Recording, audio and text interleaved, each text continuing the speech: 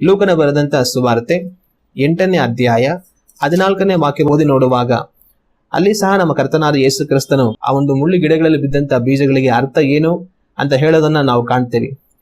ಬೇರೆ ಕೆಲವರು ವಾಕ್ಯವನ್ನು ಕೇಳಿದ ಮೇಲೆ ಬರುತ್ತಾ ಈ ಜೀವಮಾನದಲ್ಲಿ ಆಗುವ ಚಿಂತೆ, ಐಶ್ವರ್ಯ, ಭೋಗಗಳಿಂದ ಅಡಗಿಸಲ್ಪಟ್ಟು ಫಲವನ್ನು ಮಾಗಿಸುವುದಿಲ್ಲ.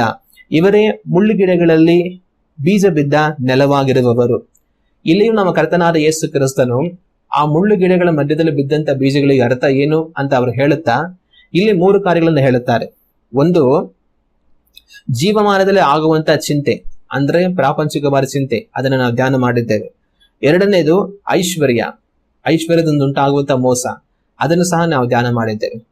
ಆದ್ರೆ ಇಲ್ಲಿ ಇನ್ನೊಂದು ಮಾತನ್ನ ಅವರು ಹೇಳೋದನ್ನ ನಾವು ಕಾಣ್ತೇವೆ. ಅದೇನಂದ್ರೆ ಭೋಗಗಳಿಂದ ಅಡಗಿಸಲ್ಪಟ್ಟು ಫಲವನ್ನು ಕೊಡುವುದಿಲ್ಲ, ಮಾಗಿಸುವುದಿಲ್ಲ ಅಂತ ಹೇಳಿ. ಇಲ್ಲಿ ಭೋಗ ಅನ್ನುವಂತ ಮತ್ತೊಂದು ವಿಷಯವನ್ನ ನಮ್ಮ ಕರ್ತನಾದ ಯೇಸು ಕ್ರಿಸ್ತನು ಸೇರಿಸಿ ಹೇಳುತ್ತಾರೆ. ಆಗ ಮುಳ್ಳುಗಿಡಗಳಲ್ಲಿ ಬಿದ್ದಂತ ಬೀಜವಾಗಿರುವಂತವರು ಯಾರು ಅಂದ್ರೆ 4 ವಿಷಯಗಳಿಂದ ಕಟ್ಟಲ್ಪಟ್ಟವರು. ಒಂದು, ಪ್ರಪಂಚದ ಚಿಂತೆಗಳಿಂದ ಕಟ್ಟಲ್ಪಟ್ಟು ಫಲ ಕೊಡದೆ ಹೋಗುವಂತವರು. ಎರಡನೇದು, ಐಶ್ವರ್ಯದಿಂದ ಉಂಟಾಗುವಂತ ಮೋಸದಿಂದ ಅವರು ಫಲ ಕೊಡದೆ ಹೋಗುವಂತವರು. ಮೂರನೇದು, ಇತರ ವಿಷಯಗಳ ಮೇಲೆ ಆಶೆಗಳಿಂದ ಫಲವನ್ನು ಕೊಡದೆ ಹೋಗಿ ಬಿಡುವಂತವರು. ನಾಲ್ಕನೇದಾಗಿ ಇನ್ನೊಂದು ವಿಧವಾದ ಜನಗಳು ಇದ್ದಾರೆ. ಅವರು ಯಾರು ಅಂದ್ರೆ ಭೋಗಗಳಲ್ಲಿ ಬಿದ್ದು ಹೋಗಿ ದೇವರಿಗೆ ಫಲವನ್ನ ಕೊಡದೆ ಇರುವಂತವರುಗಳು. ಹಾಗಾದ್ರೆ ಈ ಭೋಗ ಅಂದ್ರೆ ಏನು? ಇಲ್ಲಿ ನಮ್ಮ ಕರ್ತನಾದ ಯೇಸು ಕ್ರಿಸ್ತನು ಭೋಗಗಳಿಂದ ಅಡಗಿಸಲ್ಪಟ್ಟು ಫಲವನ್ನು ಮಾಗಿಸುವುದಿಲ್ಲ ಅಂತ ಅವ್ರು ಹೇಳಿದ್ರಲ್ಲ. ಆಗ ಈ ಭೋಗ ಅಂದ್ರೆ ಏನು, ಅದಕ್ಕೆ ಅರ್ಥ ಏನು ಅಂತಂದ್ರೆ, ಭೋಗವನ್ನ ನಾವು ಅರ್ಥ ಮಾಡ್ಕೊಳ್ಬೇಕಂತಂದ್ರೆ ಅದನ್ನ ಈ ರೀತಿ ಹೇಳಬಹುದು. ಭೋಗ ಅಂತಂತಂದ್ರೆ ಭೂಲೋಕದ ಸುಖ, ಸಂತೋಷ, ಆನಂದ, ಉಲ್ಲಾಸ. ಭೂಲೋಕದಲ್ಲಿ ತಿಂದು ಕುಡಿದು ಮಜವಾಗಿರು, ಆರಾಮಾಗಿರು, ನಿನಗೇನು ಕೊರತೆ ಇದೆ, ನಿನಗೇನು ತೊಂದರೆ ಇದೆ, ಎಲ್ಲ ಇದೆ, ಆರಾಮಾಗಿರು ಅಂತ ಅನ್ಕೊಂತೀವಲ್ಲ, ಅದನ್ನೇ ಭೋಗ ಅಂತ ಅನ್ನೋದು. ಯಾರಾದ್ರೂ ಐಶ್ವರ್ಯವಂತರನ್ನು ನೋಡಿದ್ರೆ, ತುಂಬಾ ಬಡವರಾಗಿರುವಂತವ್ರು ಅಥವಾ ಸಾಧಾರಣವಾಗಿ ಜೀವನ ಮಾಡೋರು ಏನ್ ಹೇಳ್ತಾರೆ ಅಂದ್ರೆ, ಅವ್ರಿಗೇನ್ ಕಮ್ಮಿ ಅಪ್ಪ, ಅವ್ರು ನೋಡಿ ಎಲ್ಲ ಇದೆ, ಆರಾಮಾಗಿ ಮಜವಾಗಿ ಬದುಕ್ತಾರೆ ಅವರು ಅಂತ ಅಂತಾರಲ್ಲ. ಆಗ ಅದೇ ಸ್ಥಿತಿ ಒಂದು ವೇಳೆ ನಮಗೂ ಬಂದ್ರೆ ನಾವು ಆರಾಮಾಗಿ ಮಜವಾಗಿ ಬದುಕ್ಬೋದು ಅಂತ ಕೆಲವರು ಯೋಚನೆ ಮಾಡ್ಕೊಂತ ಇರ್ತಾರೆ. ಆಗ ಆ ಸ್ಥಿತಿಯಲ್ಲಿ ಇದೆಯಲ್ವಾ, ಆರಾಮಾಗಿದೆ, ನಮ್ಗೇನು ತೊಂದ್ರೆ ಇಲ್ಲ, ಮಜವಾಗಿ ಬದುಕ್ತಾ ಇದೀವಿ ಅಂತ ಒಂದು ಸ್ಥಿತಿ ಬರುತ್ತಲ್ಲ. ಏನ್ ಬೇಕಾದ್ರೂ ತಿನ್ಬೋದು, ಏನ್ ಬೇಕಾದ್ರೂ ಕುಡಿಬೋದು, ಯಾವ ಆನಂದನ್ ಬೇಕಾದ್ರೂ ಅನುಭವಿಸ್ಬೋದು, ಯಾವ್ದಕ್ಕೂ ಕೊರತೆ ಇಲ್ಲ, ನಮ್ಗೆ ಏನ್ ಅನಿಸುತ್ತೋ ಅದೆಲ್ಲವನ್ನ ನಾವು ಅನುಭವಿಸ್ಬೋದು, ನಮಗೆ ತಡೆನೇ ಇಲ್ಲ ಅನ್ನೋ ಸ್ಥಿತಿ ಬರುತ್ತಲ್ವಾ. ಆ ಸ್ಥಿತಿನೇ ಭೋಗ ಅಂತ ಹೇಳೋದು. ಕೆಲವರು ಹೇಳ್ತಾರೆ, ಅವನೇನಪ್ಪ ಭೋಗ ಪುರುಷ ಅವನು ಅಂತಾರೆ. ಭೋಗ ಪುರುಷ ಅಂತಂದ್ರೆ ಅವನಿಗೇನು ಎಲ್ಲ ಇದೆ, ಅವನಿಗೇನ್ ಅನ್ಕೊಂತ ಅದನ್ನೆಲ್ಲ ತಿನ್ಬೋದು, ಕುಡಿಬೋದು, ಮಾಡ್ಬೋದು, ಅವ್ರಿಗೇನ್ ಕಮ್ಮಿನ, ಬೇಕಾದಷ್ಟಿದೆ, ಅವನು ಭೋಗ ಪುರುಷ, ಸುಖ ಪುರುಷ ಅಂತೆಲ್ಲ ಹೇಳ್ತಾ ಇರ್ತಾರೆ. ಅವಾಗ ಈ ರೀತಿ ಭೋಗಗಳಲ್ಲಿ ಬಿದ್ದು ಹೋಗಿರುವಂತವರು ದೇವರಿಗೆ ಫಲವನ್ನು ಕೊಡುವುದಕ್ಕೆ ಸಾಧ್ಯವಿಲ್ಲ. ಇದನ್ನ ಇನ್ನ ಚೆನ್ನಾಗಿ ಅರ್ಥ ಮಾಡ್ಕೊಳ್ಬೇಕಂತಂದ್ರೆ ನಾವು ದೇವರ ವಾಕ್ಯವನ್ನ ಓದಿ ನೋಡುವಾಗ ಲೂಕನ ಬರೆದಂತ ಸುವಾರ್ತೆ 16ನೇ ಅಧ್ಯಾಯದಲ್ಲಿ ನಮ್ಮ ಕರ್ತನಾದ ಯೇಸು ಕ್ರಿಸ್ತನು ಒಂದು ಘಟನೆಯನ್ನ ಹೇಳ್ತಾರೆ. ಲೂಕನ ಬರೆದಂತ ಸುವಾರ್ತೆ 16ನೇ ಅಧ್ಯಾಯ 19ನೇ ವಾಕ್ಯದಿಂದ ನಾವು ಓದಿ ನೋಡುವಾಗ ಅಲ್ಲಿ ಭೋಗ ಪುರುಷನು, ಭಿಕ್ಷುಗಾರನು, ಇವರ ಒಂದು ದೃಷ್ಟಾಂತವನ್ನ ನಮ್ಮ ಕರ್ತನಾದ ಯೇಸು ಕ್ರಿಸ್ತನು ಹೇಳ್ತಾರೆ. ಅದನ್ನ ನಾವು ಓದಿ ನೋಡೋಣ. ಐಶ್ವರ್ಯವಂತನಾದ ಒಬ್ಬ ಮನುಷ್ಯನಿದ್ದನು. ಅವನು ಸಕಲಾತಿ ನಯವಾದ ನಾರುಮಡಿ ಮುಂತಾದ ವಸ್ತ್ರಗಳನ್ನು ಧರಿಸಿಕೊಂಡು ಪ್ರತಿದಿನವೂ ವೈಭವದೊಡನೆ ಸುಖ ಸಂತೋಷ ಪಡುತ್ತಿದ್ದನು. ಇಲ್ಲಿ ಒಬ್ಬ ಐಶ್ವರ್ಯವಂತನ ವಿಷಯವಾಗಿ ನಮ್ಮ ಕರ್ತನಾದ ಯೇಸು ಕ್ರಿಸ್ತನ ಹೇಳ್ತಾರೆ. ಈ ಐಶ್ವರ್ಯವಂತನ ನಮಗೆ ಚೆನ್ನಾಗಿ ಪರಿಚಯ ಇರ್ತಾನೆ. ಇವನ ಜೀವನ ಯಾವ ರೀತಿ ಇತ್ತು ಅಂತಂತಂದ್ರೆ, ಅವನ ಸಕಲಾತಿ ನಯವಾದ ನಾರುಮಡಿ ಮುಂತಾದ ವಸ್ತ್ರಗಳನ್ನು ಧರಿಸಿಕೊಂಡು. ಈ ಸಕಲಾತಿ ಅಂದ್ರೆ ಏನು? ಈ ಸಕಲಾತಿ ಅಂದ್ರೆ ಅದಂದ್ರೆ ಶಾಲ್ ತರ, ಒಂಥರ ಕೋಟ್ ತರ, ತುಂಬಾ ಬೆಲೆ ಬಾಳುವಂತ ವಸ್ತು. ಅದನ್ನ ಈಗ ಸಾಮಾನ್ಯವಾಗಿ ಬಟ್ಟೆಗಳಲ್ಲಿ ವೆಲ್ವೆಟ್ ಬಟ್ಟೆ ಅಂತ ಹೇಳ್ತಾರೆ. ಮಾಮೂಲಿ ಬಟ್ಟೆ ಹಾಕಿರ್ತಾರೆ, ಅದ್ರ ಮೇಲೆ ಒಂಥರ ಚೆನ್ನಾಗಿ ಮಿಣುಗುವಂತ ಪಳಪಳ ಅನ್ನುವಂತ ವೆಲ್ವೆಟ್ ಬಟ್ಟೆ ಅಂತ ಹಾಕೊಂತಾರೆ. ಆಗ ಆ ರೀತಿಯಾದ ಒಂದು ಶ್ರೇಷ್ಠವಾದ ವಸ್ತ್ರ, ತುಂಬಾ ಕಾಸ್ಟ್ಲಿ, ಅದು ತುಂಬಾ ಪಳಪಳ ಅಂತ ಹೊಳಿತಾ ಇರುತ್ತೆ, ಅದನ್ನ ಸಕಲಾತಿ ಅಂತ ಕರೀತಾರೆ. ಅದನ್ನ ಹಾಕುವಂತ ಬಟ್ಟೆಗಳ ಮೇಲೆ ಎಕ್ಸ್ಟ್ರಾ ಬಟ್ಟೆಯಾಗಿ ತುಂಬಾ ಒಂತ ಹೊಳಪ್ ಕೊಡೋದಕ್ಕೆ, ತುಂಬಾ ನೋಡುವಂತವ್ರು ಎಂತ ಒಳ್ಳೆ ಬಟ್ಟೆಗಳು ಹಾಕೊಂಡಿದಾರಪ್ಪ ಇವರು ಅಂತ ನಾವು ತುಂಬಾ ಇರೋರು ಅನ್ನೋ ರೀತಿಯಲ್ಲಿ ತೋರಿಸ್ಕೊಳ್ಳೋ ರೀತಿಯಲ್ಲಿ ಅದನ್ನ ಉಪಯೋಗಿಸುವಂತ ಒಂದು ಬಟ್ಟೆ. ಆಗ ಸಕಲಾತಿಯನ್ನ ಅವನು ಧರಿಸ್ಕೊಂಡು ನಯವಾದ ನಾರು ಮಾಡಿ ಚೆನ್ನಾಗಿ ಒಳ್ಳೆ ಬೆಳ್ಳಗಿರುವಂತ ಚೆನ್ನಾಗಿ ಐರನ್ ಮಾಡಿರುವಂತ ಒಂದು ಒಳ್ಳೆ ಬಟ್ಟೆ ಹಾಕೊಂಡು ಮುಂತಾದ ವಸ್ತ್ರಗಳನ್ನು ಧರಿಸಿಕೊಂಡು, ಇದು ಮಾತ್ರ ಅಲ್ಲದೆ ಇನ್ನ ಬೇರೆ ಬೇರೆ ಬಟ್ಟೆಗಳು, ಅವ್ನು ತುಂಬಾ ಐಶ್ವರ್ಯವಂತನಾಗಿರೋದ್ರಿಂದ ಅವ್ನು ಯಾವ ತರ ಬಟ್ಟೆ ಬೇಕಾದ್ರೂ ಆಗ್ಬೋದು. ಆ ರೀತಿ ಬಟ್ಟೆಗಳನ್ನು ಧರಿಸಿಕೊಂಡು ಪ್ರತಿದಿನವೂ ವೈಭವದೊಡನೆ ಸುಖ ಸಂತೋಷ ಪಡುತ್ತಿದ್ದನು. ಅವನ ಈ ರೀತಿ ತರತರವಾದ ಬಟ್ಟೆಗಳು ಹಾಕೊಂಡು ಪ್ರತಿದಿನವೂ ವೈಭವದೊಡನೆ, ವೈಭವ ಅಂದ್ರೆ ಏನು, ಜಮ್ಮಂತ ಹಾಕೊಂಡು ತಿರುಗಾಡ್ತಾರ ದೂರೆಲ್ಲ, ದೊಡ್ಡ ಶ್ರೀಮಂತ, ಬೇಜಾನ್ ದುಡ್ಡಿರೋನು, ಹಾಕೊಳ್ಳೋದು ಚೆನ್ನಾಗಿರೋ ಬಟ್ಟೆ, ಬೆಳಿಗ್ಗೆ ಎದ್ದೊಳೋದು, ಹೋಗಿ ಊರೆಲ್ಲ ಸುತ್ತೋದು, ಎಲ್ಲಾರು ಮಾತಾಡ್ಸ್ಕೊಂಡ್ ಬರೋದು, ನಾನು ಎಷ್ಟು ಶ್ರೀಮಂತ, ಹತ್ರ ಎಷ್ಟು ದುಡ್ಡು ಐತೆ ಅಂತ ಎಲ್ಲರೂ ತೋರಿಸ್ಕೊಳ್ಳೋದು, ಇದರ ಅವನ ಜೀವನ ನಡೆಸ್ಕೊಂಡಿದ್ದ. ಪ್ರತಿದಿನವೂ ವೈಭವದೊಡನೆ ಸುಖ ಸಂತೋಷ ಪಡುತ್ತಿದ್ದನು. ಸುಖ ಸಂತೋಷ ಅಂದ್ರೆ ಏನು, ಅವನಿಗಿರೋಂತ ಒಂದು ಐಶ್ವರ್ಯವನ್ನ ಎಲ್ಲರಿಗೂ ತೋರಿಸ್ಕೊಂಡು ಚೆನ್ನಾಗಿ ಕುಡಿದು ತಿಂದು ಆರಾಮಾಗಿ ಸಂತೋಷವಾಗಿ ಅವನ ಜನ ಗಳಿತಾ ಇದ್ದ. ಆಮೇಲೆ ಅವನ ಮನೆ ಬಾಗಿಲಲ್ಲಿ ಲಾಜರನೆಂಬ ಒಬ್ಬ ಭಿಕ್ಷುಗಾರನು ಬಿದ್ದುಕೊಂಡಿದ್ದನು. ಇವನು ಮೈ ತುಂಬಾ ಹುಣ್ಣಿದ್ದವನು, ಐಶ್ವರ್ಯವಂತನ ಮೇಜಿನಿಂದ ಬಿದ್ದ ಎಂಜಲನ್ನು ತಿಂದು ಹಸಿವು ತೀರಿಸಿಕೊಳ್ಳಬೇಕೆಂದಿದ್ದನು. ಇಷ್ಟು ಮಾತ್ರವಲ್ಲದೆ ನಾಯಿಗಳು ಸಹ ಬಂದು ಅವನ ಹುಣ್ಣುಗಳನ್ನು ನೆಕ್ಕುವವು. ಆದ್ರೆ ಇಂಥವನ ಮನೆಯ ಬಾಗಿಲ ಹತ್ರ ಒಬ್ಬ ವ್ಯಕ್ತಿ ಇರ್ತಾನೆ, ಲಾಜರನ್ ಅಂತ ಹೇಳಿ ತನ್ನ ಹೆಸರು. ತನಗೆ ಬಂದು ತುಂಬಾ ರೋಗ ಇದೆ, ಮೈಯೆಲ್ಲ ಹುಣ್ಣಾಗಿದೆ, ಗಾಯ, ಕೀವು ಎಲ್ಲ ಸೋರ್ತಾ ಇದ್ದಿರಬಹುದು. ತನಗೆ ಒಬ್ಬ ಭಿಕ್ಷುಕ, ಅವನು ಒಂದು ಭಿಕ್ಷುಕ ಆಗಿ ರೋಗಿಯಾಗಿ ತಾನು ಅವನ ಮನೆಯ ಬಾಗಿಲ ಹತ್ರ ಬಿದ್ದಿದ್ದಾನೆ. ತಾನು ಐಶ್ವರ್ಯವಂತನ ಮೇಜಿನಿಂದ ಬೀಳುವಂತ ಒಂದು ಏನಾದ್ರೂ ಆಹಾರದ ತುಂಡನ್ನ ತಿನ್ನೋಣ ಅಂತ ಹೇಳಿ ಅಲ್ಲಿ ಕಾಯ್ಕೊಂಡಿರ್ತಾ ಇದ್ದ. ಹಂಗಂದ್ರೆ ಅರ್ಥ ಏನು, ಐಶ್ವರ್ಯವಂತನ ಮನೆಯಲ್ಲಿ ತುಂಬಾ ತರತರವಾದ ಅಡುಗೆಗಳು ಮಾಡ್ತಾರೆ. ಅವ್ರು ಒಂದ್ ಟೈಮ್ ಮಾಡಿ ಮತ್ತೆ ಇನ್ನೊಂದ್ ಟೈಮ್ ಅದನ್ನ ತಿನ್ನೋದಕ್ಕೆ ಹೋಗೋದಿಲ್ಲ, ಮಿಕ್ಕಿದ ಟೈಮ್ ಉಳಿದಿದ್ನೆಲ್ಲ ಏನ್ ಮಾಡ್ತಾರೆ, ಬಿಸಾಕ್ಬಿಡ್ತಾರೆ. ಈ ತರ ಒಂದ್ ಕೆಲವರು ಪದ್ಧತಿ ತುಂಬಾ ದುಡ್ಡಿರೋಂಥವ್ರ ಮಧ್ಯದಲ್ಲಿ ಇರುತ್ತೆ. ಸಾಮಾನ್ಯ ಬಡವರು, ದುಡ್ಡೇ ಇಲ್ದಿರ ಇರೋಂಥವ್ರು, ಹೋಗಿ ಒಂದ್ ಸ್ವಲ್ಪ ರೇಷನ್ ತರೋದಕ್ಕೂ ಸಹ ಕಾಸು ಇಲ್ದಿರ ಇರೋಂಥವ್ರು ಬಂದು ಮನೆಯಲ್ಲಿ ಇರೋದ್ರಲ್ಲಿ ಅಡಿಗೆ ಮಾಡಿ ಅದ್ ಪೂರ್ತಿ ಖಾಲಿ ಆಗೋವರೆಗೂ ತಿಂದು ಅದನ್ನ ಅವರು ಪೂರ್ತಿಯಾಗಿ ಮುಗಿಸ್ತಾರೆ. ಯಾಕಂದ್ರೆ ಆಹಾರವನ್ನ ಅವರು ಬಿಸಾಕಿದ್ರೆ ಅವ್ರಿಗೆ ಮತ್ತೆ ಹೋಗಿ ದುಡ್ಡು ಕೊಟ್ಟು ಕೊಂಡ್ಕೊಳ್ಳೋಕೆ ಆಹಾರಕ್ಕೆ ಅವ್ರಿಗೆ ಶಕ್ತಿ ಇರೋದಿಲ್ಲ. ಅದರಿಂದ ಎಲ್ಲಾ ಆಹಾರ ತಿಂದು ಅವ್ರು ಖಾಲಿ ಮಾಡ್ತಾರೆ. ಬೆಳಿಗ್ಗೆ ಮಾಡಿದ ಮಧ್ಯಾಹ್ನ ಸಾಯಂಕಾಲ ಯಾವಾಗ ಬೇಕಾದ್ರೂ ತಿಂದು ಖಾಲಿ ಮಾಡ್ತಾರೆ. ಆದ್ರೆ ಸ್ವಲ್ಪ ಚೆನ್ನಾಗಿ ದುಡ್ಡಿರುವಂತವ್ರಿಗೆ ಏನಂತಂದ್ರೆ ಅವ್ರು ಬೆಳಿಗ್ಗೆ ಮಾಡಿದ ಮಧ್ಯಾಹ್ನ ತಿನ್ನಲ್ಲ, ಮಧ್ಯಾಹ್ನ ಮಾಡಿದ ರಾತ್ರಿ ತಿನ್ನಲ್ಲ. ಇನ್ನು ಕೆಲವರು ಪಾಪ ಬಡವರು ಇವತ್ ಮಾಡಿ ನಾಳೆ ತಿನ್ನೋರು ಇರ್ತಾರೆ.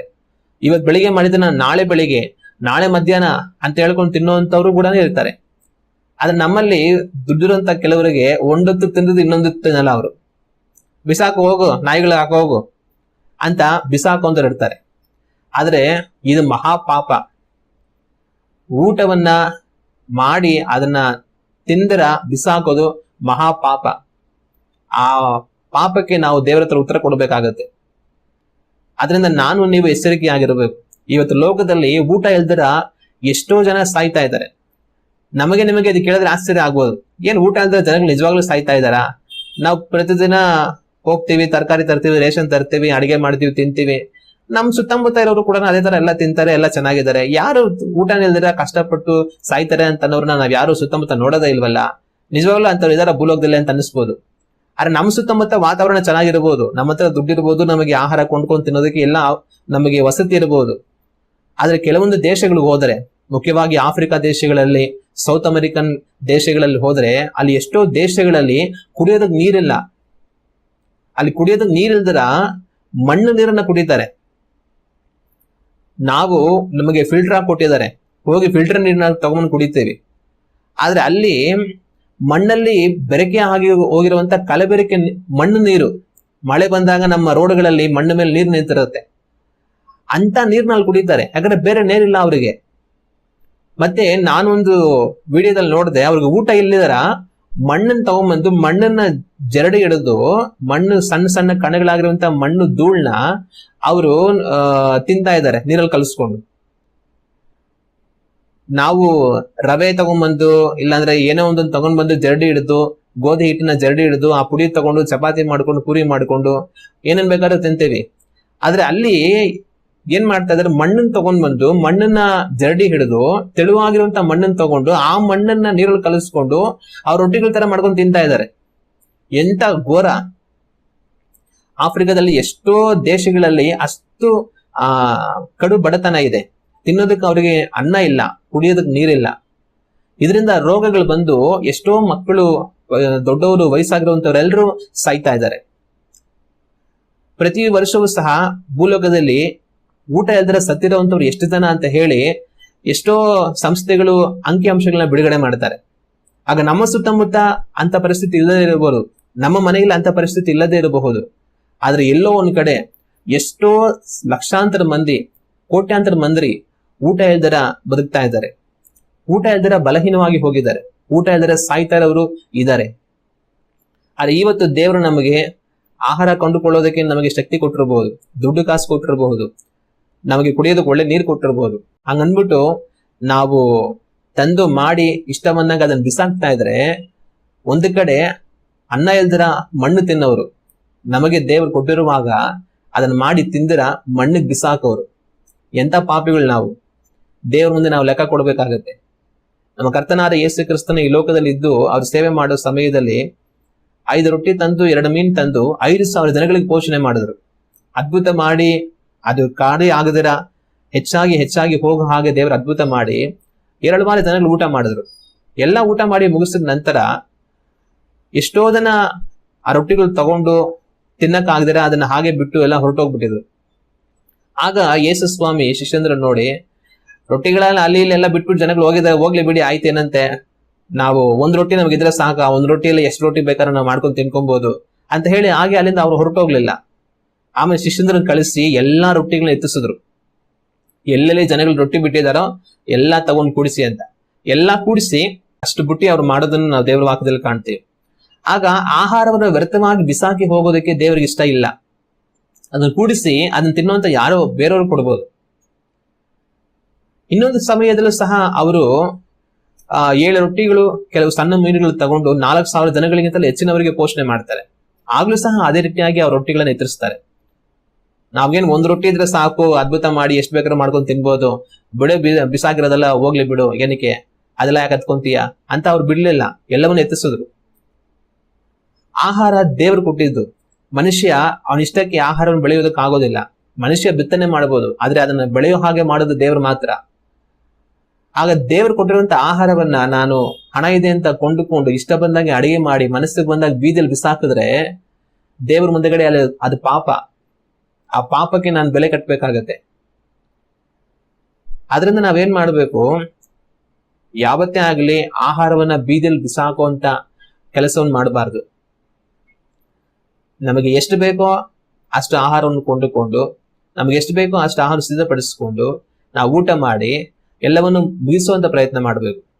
ಹಾಗಂತ ಹೇಳಿ ತುಂಬಾ ತಿಂದು ಹೊಟ್ಟೆ ಎಲ್ಲ ತುಂಬೋಗಿ ನಾವು ವಾಂತಿ ಆಗೋ ರೀತಿ, ಉಳ್ಳಾಡೋ ರೀತಿಯಲ್ಲಿ ತಿನ್ಬೇಕು ಅಂತ ಅರ್ಥ ಅಲ್ಲ.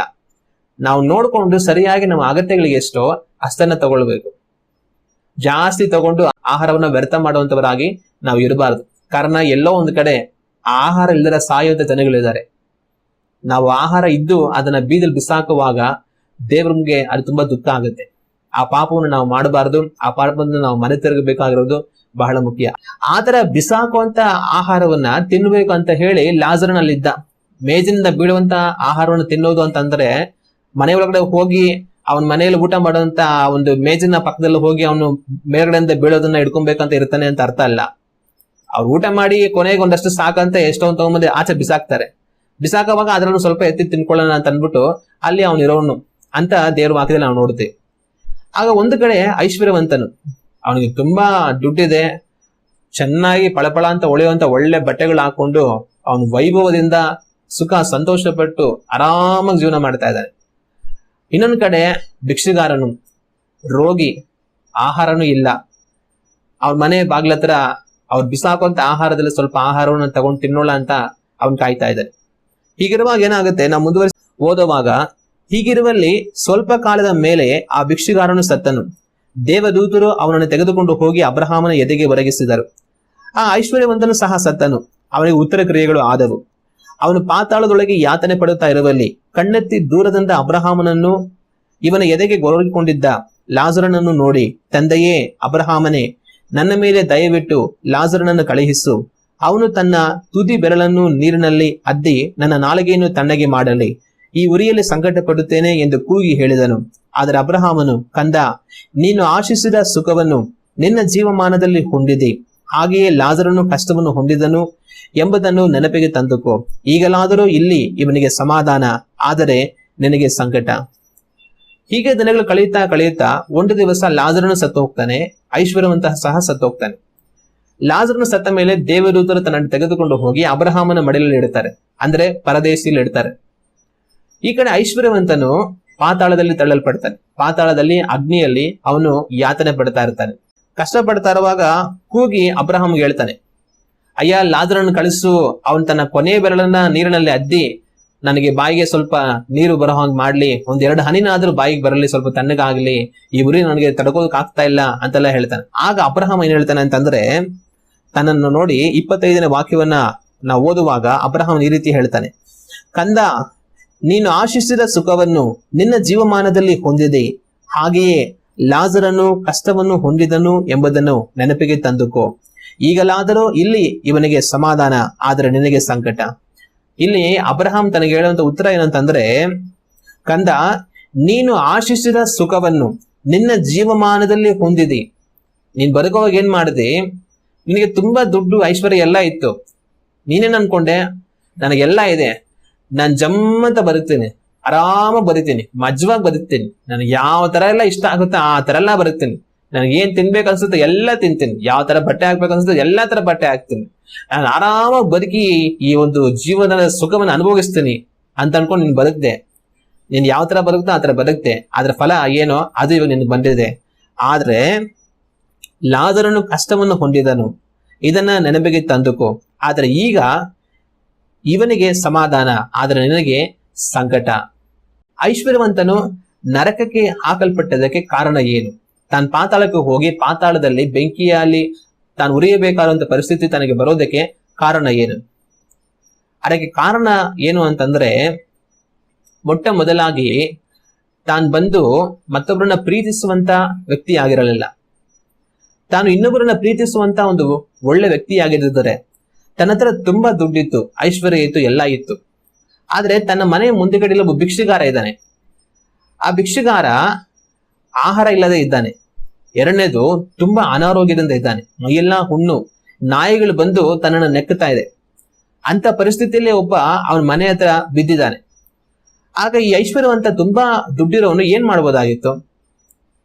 ತನ್ನನ್ನು ಕರ್ಕೊಂಡು ಹೋಗಿ ಒಂದು ಒಳ್ಳೆ ಆಸ್ಪತ್ರೆಯಲ್ಲಿ ತೋರಿಸಿ, ತನ್ನ ಚಿಕಿತ್ಸೆ ಕೊಡಿಸಿ, ತನ್ನ ಹುಣ್ಣು ಗಾಯಗಳನ್ನೆಲ್ಲ ಕಟ್ಟಿ ವಾಸಿ ಆಗೋದಕ್ಕೆ ತಾನು ಪ್ರಯತ್ನ ಮಾಡಬಹುದಾಗಿತ್ತು. ಆಮೇಲೆ ತಾನು ಭಿಕ್ಷುಗಾರ, ತನಗೆ ಏನು ಶಕ್ತಿ ಇಲ್ಲ ದುಡಿಯೋದಕ್ಕೆ ಅಂತಂದ್ರೆ, ತಾನೇನೋ ಒಂದು ಸಣ್ಣ ಪುಟ್ಟ ವ್ಯಾಪಾರ ಮಾಡೋದಕ್ಕೆ, ತನ್ನ ಜೀವನಕ್ಕೆ ಒಂದ್ ಸ್ವಲ್ಪ 2 ಕಾಸು ಆಗೋದಕ್ಕೆ ಏನಾದ್ರೂ ಒಂದು ಒಳ್ಳೆ ಪ್ರಯತ್ನ ತನ್ನ ಕಡೆಯಿಂದ ಮಾಡಬಹುದಾಗಿತ್ತು. ಆದ್ರೆ ತಾನೇನ್ ಮಾಡ್ದ? ಏನು ಮಾಡಿಲ್ಲ. ತಾನು ಕರ್ಕೊಂಡೋಗಿ ಆಸ್ಪತ್ರೆ ಸೇರಿಸಿ ಚಿಕಿತ್ಸೆ ಕೊಡಿಸಿ ತನಗೆ ವಾಸಿನೂ ಮಾಡಿಸಿಲ್ಲ. ತನ್ನ ಜೀವನಕ್ಕೆ ಒಂದು ಒಳ್ಳೆ 2 ಕಾಸು ಆಗೋ ಬದುಕೋದಕ್ಕೆ ಯಾವ ಒಂದು ಒಳ್ಳೆ ವ್ಯವಸ್ಥೆನೂ ಮಾಡಿಲ್ಲ. ಇಲ್ಲಾಂದ್ರೆ ಈ ತರ ಇರುವಂತ 10 ಜನಗಳನ್ನ ಸೇರಿಸಿ ಒಂದು ಅನಾಥಾಶ್ರಮ ಅಂತ ಮಾಡಿ, ಯಾರೆಲ್ಲ ದಿಕ್ಕಿಲ್ದರ ಇದ್ದೀರಾ, ಅನಾರೋಗ್ಯದಿಂದ ಇದ್ದೀರಾ, ಬನ್ನಿ, ಎಲ್ಲರಿಗೂ ನಾನು ಉಚಿತವಾಗಿ ಆರೋಗ್ಯ ಅವ್ರಿಗೆ ಮಾಡಿಸ್ಕೊಡ್ತೀನಿ, ಉಚಿತವಾಗಿ ಎಲ್ಲರಿಗೂ ಊಟ ಕೊಡ್ತೇನೆ, ನಿಮ್ ಕೈ ಯಾರಿಗ ಆಗೋದಿಲ್ವೋ ಅವರೆಲ್ಲ ನೀವು ಊಟ ಮಾಡಿ ತೃಪ್ತಿಯಿಂದ ಇರಿ ಅಂತ ನಾನು ಧಾರಾಳವಾಗಿ ಮಾಡ್ಬೋದಾಗಿತ್ತು. ಆದ್ರೆ ಯಾವ ಕೆಲಸವನ್ನು ಐಶ್ವರ್ಯವಂತ ಮಾಡ್ಲಿಲ್ಲ. ಆದ್ರೆ ಇವನೇ ಅನ್ಕೊಂಡಿರ್ಬೋದು, ಲಾಜರನು ಅವನು ಅನಾರೋಗ್ಯದಿಂದ ಭಿಕ್ಷುಗಾರನಾಗಿ ಈ ತರ ಪರಿಸ್ಥಿತಿ ಬದುಕ್ತಾ ಇದ್ದಾನೆ ಅಂತಂದ್ರೆ ಅದು ಅವನ್ ಕರ್ಮ, ಅದು ನಾನೇನ್ ಮಾಡಕ್ಕಾಗುತ್ತೆ? ಹಂಗನ್ಬಿಟ್ಟು ನನ್ನ ಐಶ್ವರ್ಯವನ್ನು ಖಾಲಿ ಮಾಡ್ಲಾ? ನಾನ್ ಮಾಡೋದಕ್ಕಾಗೋದಿಲ್ಲ, ನನಗೆ ಬೇಕು ನನ್ನ ಐಶ್ವರ್ಯ ಎಲ್ಲ ಅಂತ ಬಹುಶಃ ಅವ್ನು ಬದುಕಿರ್ಬೋದು. ದುಡ್ಡಿರುವಂತವ್ರು, ಐಶ್ವರ್ಯವಂತರು ಎಷ್ಟೋ ಜನ ಇದೇ ತರ ಬದುಕ್ತಾ ಇರ್ತಾರೆ. ಅವ್ರಿಗೆ ಒಳ್ಳೆ ಐಶ್ವರ್ಯ ಇದೆ, ದುಡ್ಡು ಕಾಸೆಲ್ಲ ಇದೆ ಅಂತಂದ್ರೆ ಅವ್ರ ಭಾವನೆ ಏನಂದ್ರೆ, ನಾನ್ ಐಶ್ವರ್ಯ ಆಗಿದ್ದೀನಿ, ಐಶ್ವರ್ಯವಂತನಾಗಿದ್ದೀನಿ, ನನಗೆ ದುಡ್ಡು ಕಾಸೆಲ್ಲ ಚೆನ್ನಾಗಿದೆ ಅಂದರೆ ನಾನ್ ಭಾಗ್ಯವಂತ, ನಾನ್ ಪಡ್ಕೊಂಡ್ ಬಂದಿರೋದು ಇದು, ಅದಕ್ಕೆ ನಾನು ಚೆನ್ನಾಗಿದ್ದೀನಿ. ಇನ್ನೊಬ್ರು ಯಾರೋ ಕಷ್ಟದಲ್ಲಿದ್ದಾರೆ, ಅನಾರೋಗ್ಯದಲ್ಲಿದ್ದಾರೆ, ಇನ್ನೊಬ್ರು ಯಾರೋ ಸಾಲಗಳಲ್ಲಿದ್ದಾರೆ, ದುಡ್ಡು ಕಾಸಿಗೆ ತುಂಬಾ ತೊಂದರೆ ಅನುಭವಿಸ್ತಾ ಇದ್ದಾರೆ, ಊಟಕ್ಕೂ ಅವ್ರಿಗೇನಿಲ್ಲ ಅಂತ ಅನ್ನೋವಾಗ ಅವ್ರು ನೋಡಿ ಏನೋ ಒಂದು ಸಹಾಯ ಮಾಡೋಣ, ಪಾಪ ಅವ್ರಿಗೇನೋ ಒಂದು ಒಳ್ಳೇದಾಗ್ಲಿ ಅಂತ ಯೋಚನೆ ಮಾಡಲ್ಲ. ಆದ್ರೆ ಅದ್ರ ಬಗ್ಗೆ ಏನ್ ಹೇಳ್ತಾರೆ ಅಂತಂದ್ರೆ, ಅಯ್ಯ ಅವ್ರಿಗೆ ತಿನ್ನಕ್ಕಿಲ್ಲ ಅಂದ್ರೆ, ಅವ್ರಿಗೆ ರೋಗ ಅಂತಂದ್ರೆ, ಅವ್ರಿಗೆ ಸಾಲ ಅಂತಂದ್ರೆ, ಅವ್ರಿಗೆ ಕಷ್ಟ ಅಂತಂದ್ರೆ ಅದು ಅವ್ರ ಕರ್ಮ, ಅವ್ರು ಪಡ್ಕೊಂಡ್ ಬಂದಿರೋದು ಅದನ್ನ ನಾವೇನ್ ಮಾಡಕ್ಕಾಗುತ್ತೆ? ನಮಗೆ ಏನ್ ಪಡ್ಕೊಂಡ್ ಬಂದಿದ್ದೇವೋ ಅದನ್ನ ನಾವು ಅನುಭವಿಸ್ತೀವಿ, ಅವ್ರಿಗೇನು ಪಡ್ಕೊಂಡ್ ಬಂದಿದ್ರೆ ಅದನ್ನ ಅವ್ರು ಅನುಭವಿಸ್ತಾರೆ, ಅದು ಏನು ಮಾಡಕ್ಕಾಗತ್ತೆ ಅಂತ ಅನ್ಬಿಟ್ಟು ಮಾತಾಡುವಂತವ್ರನ್ನ ನಾವು ಕಾಣ್ತೀವಿ. ಅಂತವ್ರ ಸ್ಥಿತಿ ಏನಾಗುತ್ತೆ ಅಂದ್ರೆ ಈ ಐಶ್ವರ್ಯವಂತರ ಸ್ಥಿತಿನೇ ಆಗುತ್ತೆ. ಕೊನೆಗೆ ಪಾತಾಳಕ್ಕೆ ಹೋಗಿ ಬೆಂಕಿಯಲ್ಲಿ ನರಳಬೇಕಾಗತ್ತೆ. ಈ ಐಶ್ವರ್ಯವಂತ ಅದೇ ರೀತಿಯಾಗಿ ಬದುಕ್ದ. ತನ್ನಂತೆ ಇನ್ನೊಬ್ಬರನ್ನ ಪ್ರೀತಿ ಮಾಡಿದ್ರೆ ತಾನು ಹೋಗಿ ಆ ಒಂದು ಲಾಜರ್ನಿಗೆ ಏನಾದ್ರೂ ಒಂದು ಒಳ್ಳೆ ವ್ಯವಸ್ಥೆ ಮಾಡಿರೋನು, ಅವನ ಅನಾರೋಗ್ಯದಿಂದ ಅವನ ಆಚೆ ಬರೋದಕ್ಕೆ, ಅವನಿಗೆ ಊಟಕ್ಕೆ, ಬದುಕಿಗೆ ಏನಾದ್ರೂ ಒಂದು ದಾರಿ ಮಾಡಿರೋನು. ಆದ್ರೆ ಈ ಕೆಲಸವನ್ನ ಅವನು ಮಾಡ್ಲಿಲ್ಲ. ಇನ್ನೊಂದ್ ಕಡೆ ನಾವು ನೋಡ್ತೀವಿ ದೇವರ ವಾಕ್ಯದಲ್ಲಿ, ಒಬ್ಬ ಸಮಾರ್ಯ ತಾನು ಹೋಗ್ತಾ ಇರುವಾಗ ದಾರಿಯಲ್ಲಿ ಒಂದು ವ್ಯಕ್ತಿನ ಯಾರೋ 4 ಜನ ಕಳ್ಳರು ಹಿಡಿದುಕೊಂಡು ಒಡೆದು ಗಾಯಪಡಿಸಿ ಅವನ್ನ ಬಿಟ್ಬಿಟ್ಟು ಹೋಗ್ಬಿಟ್ಟಿದ್ದಾರೆ. ಆದ್ರೆ ಈ ಸಮಾರ್ಯ ಏನ್ ಮಾಡ್ತಾನೆ, ದಾರಿಯಲ್ಲಿ ಹೋಗ್ತಾ ಅವ್ನ್ ನೋಡಿ, ಅಯ್ಯೋ ಗಾಯಪಟ್ಟು ರಸ್ತೆಯಲ್ಲಿ ಬಿದ್ದಿದ್ದಾನಲ್ಲ, ಯಾರೋ ಅವನ್ಗೆ ಹೊಡೆದಾಕಿ ಹೋಗ್ಬಿಟ್ಟಿದ್ದಾರೆ, ಯಾರೋ ಏನೋ ಪಾಪ ಎಷ್ಟು ಕಷ್ಟ ಪಡ್ತಾ ಇದ್ದಾನೆ ಅಂತ ಹೇಳಿ ಅವನ್ನ ಕರ್ಕೊಂಡು ಹೋಗಿ ಆಸ್ಪತ್ರೆಯಲ್ಲಿ ಸೇರಿಸಿ ಅವನಿಗೆ ಚಿಕಿತ್ಸೆ ಕೊಡಿಸಿ ಅವನ್ನ ವಾಸಿ ಮಾಡೋದನ್ನ ನೋಡುತ್ತೇವೆ. ಇಲ್ಲಿ ಐಶ್ವರ್ಯವಂತ ಒಬ್ಬ ರೋಗಿ, ಒಬ್ಬ ಭಿಕ್ಷಿಗಾರ ತನ್ನ ಮನೆ ಬಾಗಿಲಲ್ಲಿ ಬಿದ್ದಿದ್ರು ಅವನ್ನ ತಿರುಗಿ ನೋಡ್ಲಿಲ್ಲ. ಆದ್ರೆ ದಾರಿಯಲ್ಲಿ ಹೋಗ್ತಾರಂತ ಯಾರೋ ಒಬ್ಬ ಸಮಾರ್ಯ ಪಟ್ಟಣದವನು ದಾರಿಯಲ್ಲಿದ್ದಂತ ಯಾರನೋ ಗಾಯಪಟ್ಟವನ್ನ ನೋಡಿ ಚಿಕಿತ್ಸೆ ಮಾಡಿ ತನಗೆ ಒಳ್ಳೇದನ್ನ ಮಾಡೋದನ್ನ ನಾವು ಕಾಣ್ತೇವೆ. ಆಗ ನಾವು ಯಾವ ರೀತಿ ಜೀವಿಸ್ತಾ ಇದೀವಿ ಅನ್ನೋದನ್ನ ಯೋಚನೆ ಮಾಡಿ ನೋಡ್ಬೇಕು. ಒಳ್ಳೇದನ್ನ ಮಾಡದಂತ ಸಮಾರ್ಯ ಪಟ್ಟಣದವನು ಒಂದು ಕಡೆ, ಒಳ್ಳೇದನ್ನ ಮಾಡೋದಕ್ಕೆ ಅವಕಾಶ ಇದ್ರು ಅದನ್ನ ಮಾಡದೇ ಇರುವಂತ ಐಶ್ವರ್ಯವಂತವನು ಇನ್ನೊಂದು ಕಡೆ. ಈ ಕಾರಣದಿಂದಲೇ ಅವನು ನರಕಕ್ಕೆ ತಳ್ಳಲ್ಪಟ್ಟ.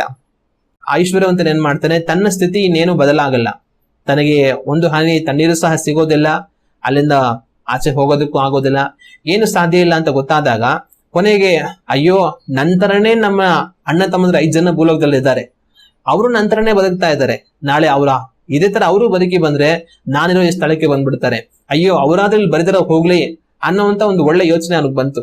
ಆಗ ಕೇಳ್ತಾನೆ, ಲಾಜರನ್ನ ಕಳುಹಿಸು, ಅವ್ರಿಲ್ಲಿಗೆ ಬರಬಾರ್ದು, ಹೋಗಿ ಹೇಳಿ ಅಂತ. ಆಗ ಅಬ್ರಹಾಂ ಹೇಳ್ತಾನೆ, ಮೋಶೆ ಧರ್ಮಶಾಸ್ತ್ರ ಪ್ರವಾದಿಗಳ ಗ್ರಂಥ ಎಲ್ಲ ಇದೆ, ಅದು ಅವರಿಗೆ ಉಪದೇಶಿಸಲ್ಪಡುತ್ತೆ, ಅದನ್ನ ಅವ್ರು ಕೇಳಿದ್ರೆ ಅದ್ರ ಮುಖಾಂತರ ಅವ್ರು ಈ ಸ್ಥಳದಲ್ಲಿ ತಪ್ಪಿಸಿ ರಕ್ಷಣೆ ಹೊಂದೋದಕ್ಕೆ ಅವಕಾಶ ಆಗತ್ತೆ ಅಂತ ಹೇಳ್ತಾರೆ. ಆಗ ಐಶ್ವರ್ಯವಂತನು, ಸ್ವಾಮಿ ಹಾಗಲ್ಲ, ಒಬ್ಬನು ಸತ್ತೋಗಿರೋನು ಬದುಕಿ ಹೋಗಿ ಸತ್ತ ಮೇಲೆ ಏನಾಗುತ್ತೆ ಅನ್ನೋ ಸತ್ಯವನ್ನ ಅವ್ರಿಗೆ ಹೇಳಿದ್ರೆ ಒಂದ್ ವೇಳೆ ಅವ್ರು ನಂಬ್ತಾರೆ, ದೇವರ ಕಡೆಗೆ ತಿರುಗಿಕೊಳ್ತಾರೆ ಅಂತ ಹೇಳ್ತಾರೆ. ಆಗ ಅಬ್ರಹಾಮು ಅವರು ಮೋಶೆ ಧರ್ಮಶಾಸ್ತ್ರವನ್ನು ಪ್ರವಾದಿಗಳ ಗ್ರಂಥವನ್ನು ನಂಬದೆ ಹೋದ್ರೆ ಸತ್ತು ಹೋಗಿರೋವನು ಒಬ್ಬನು ಎದ್ದು ಹೋಗಿ ಹೇಳಿದ್ರು ಸಹ ಅವ್ರು ನಂಬೋದಿಲ್ಲ ಅಂತ ಹೇಳ್ತಾರೆ.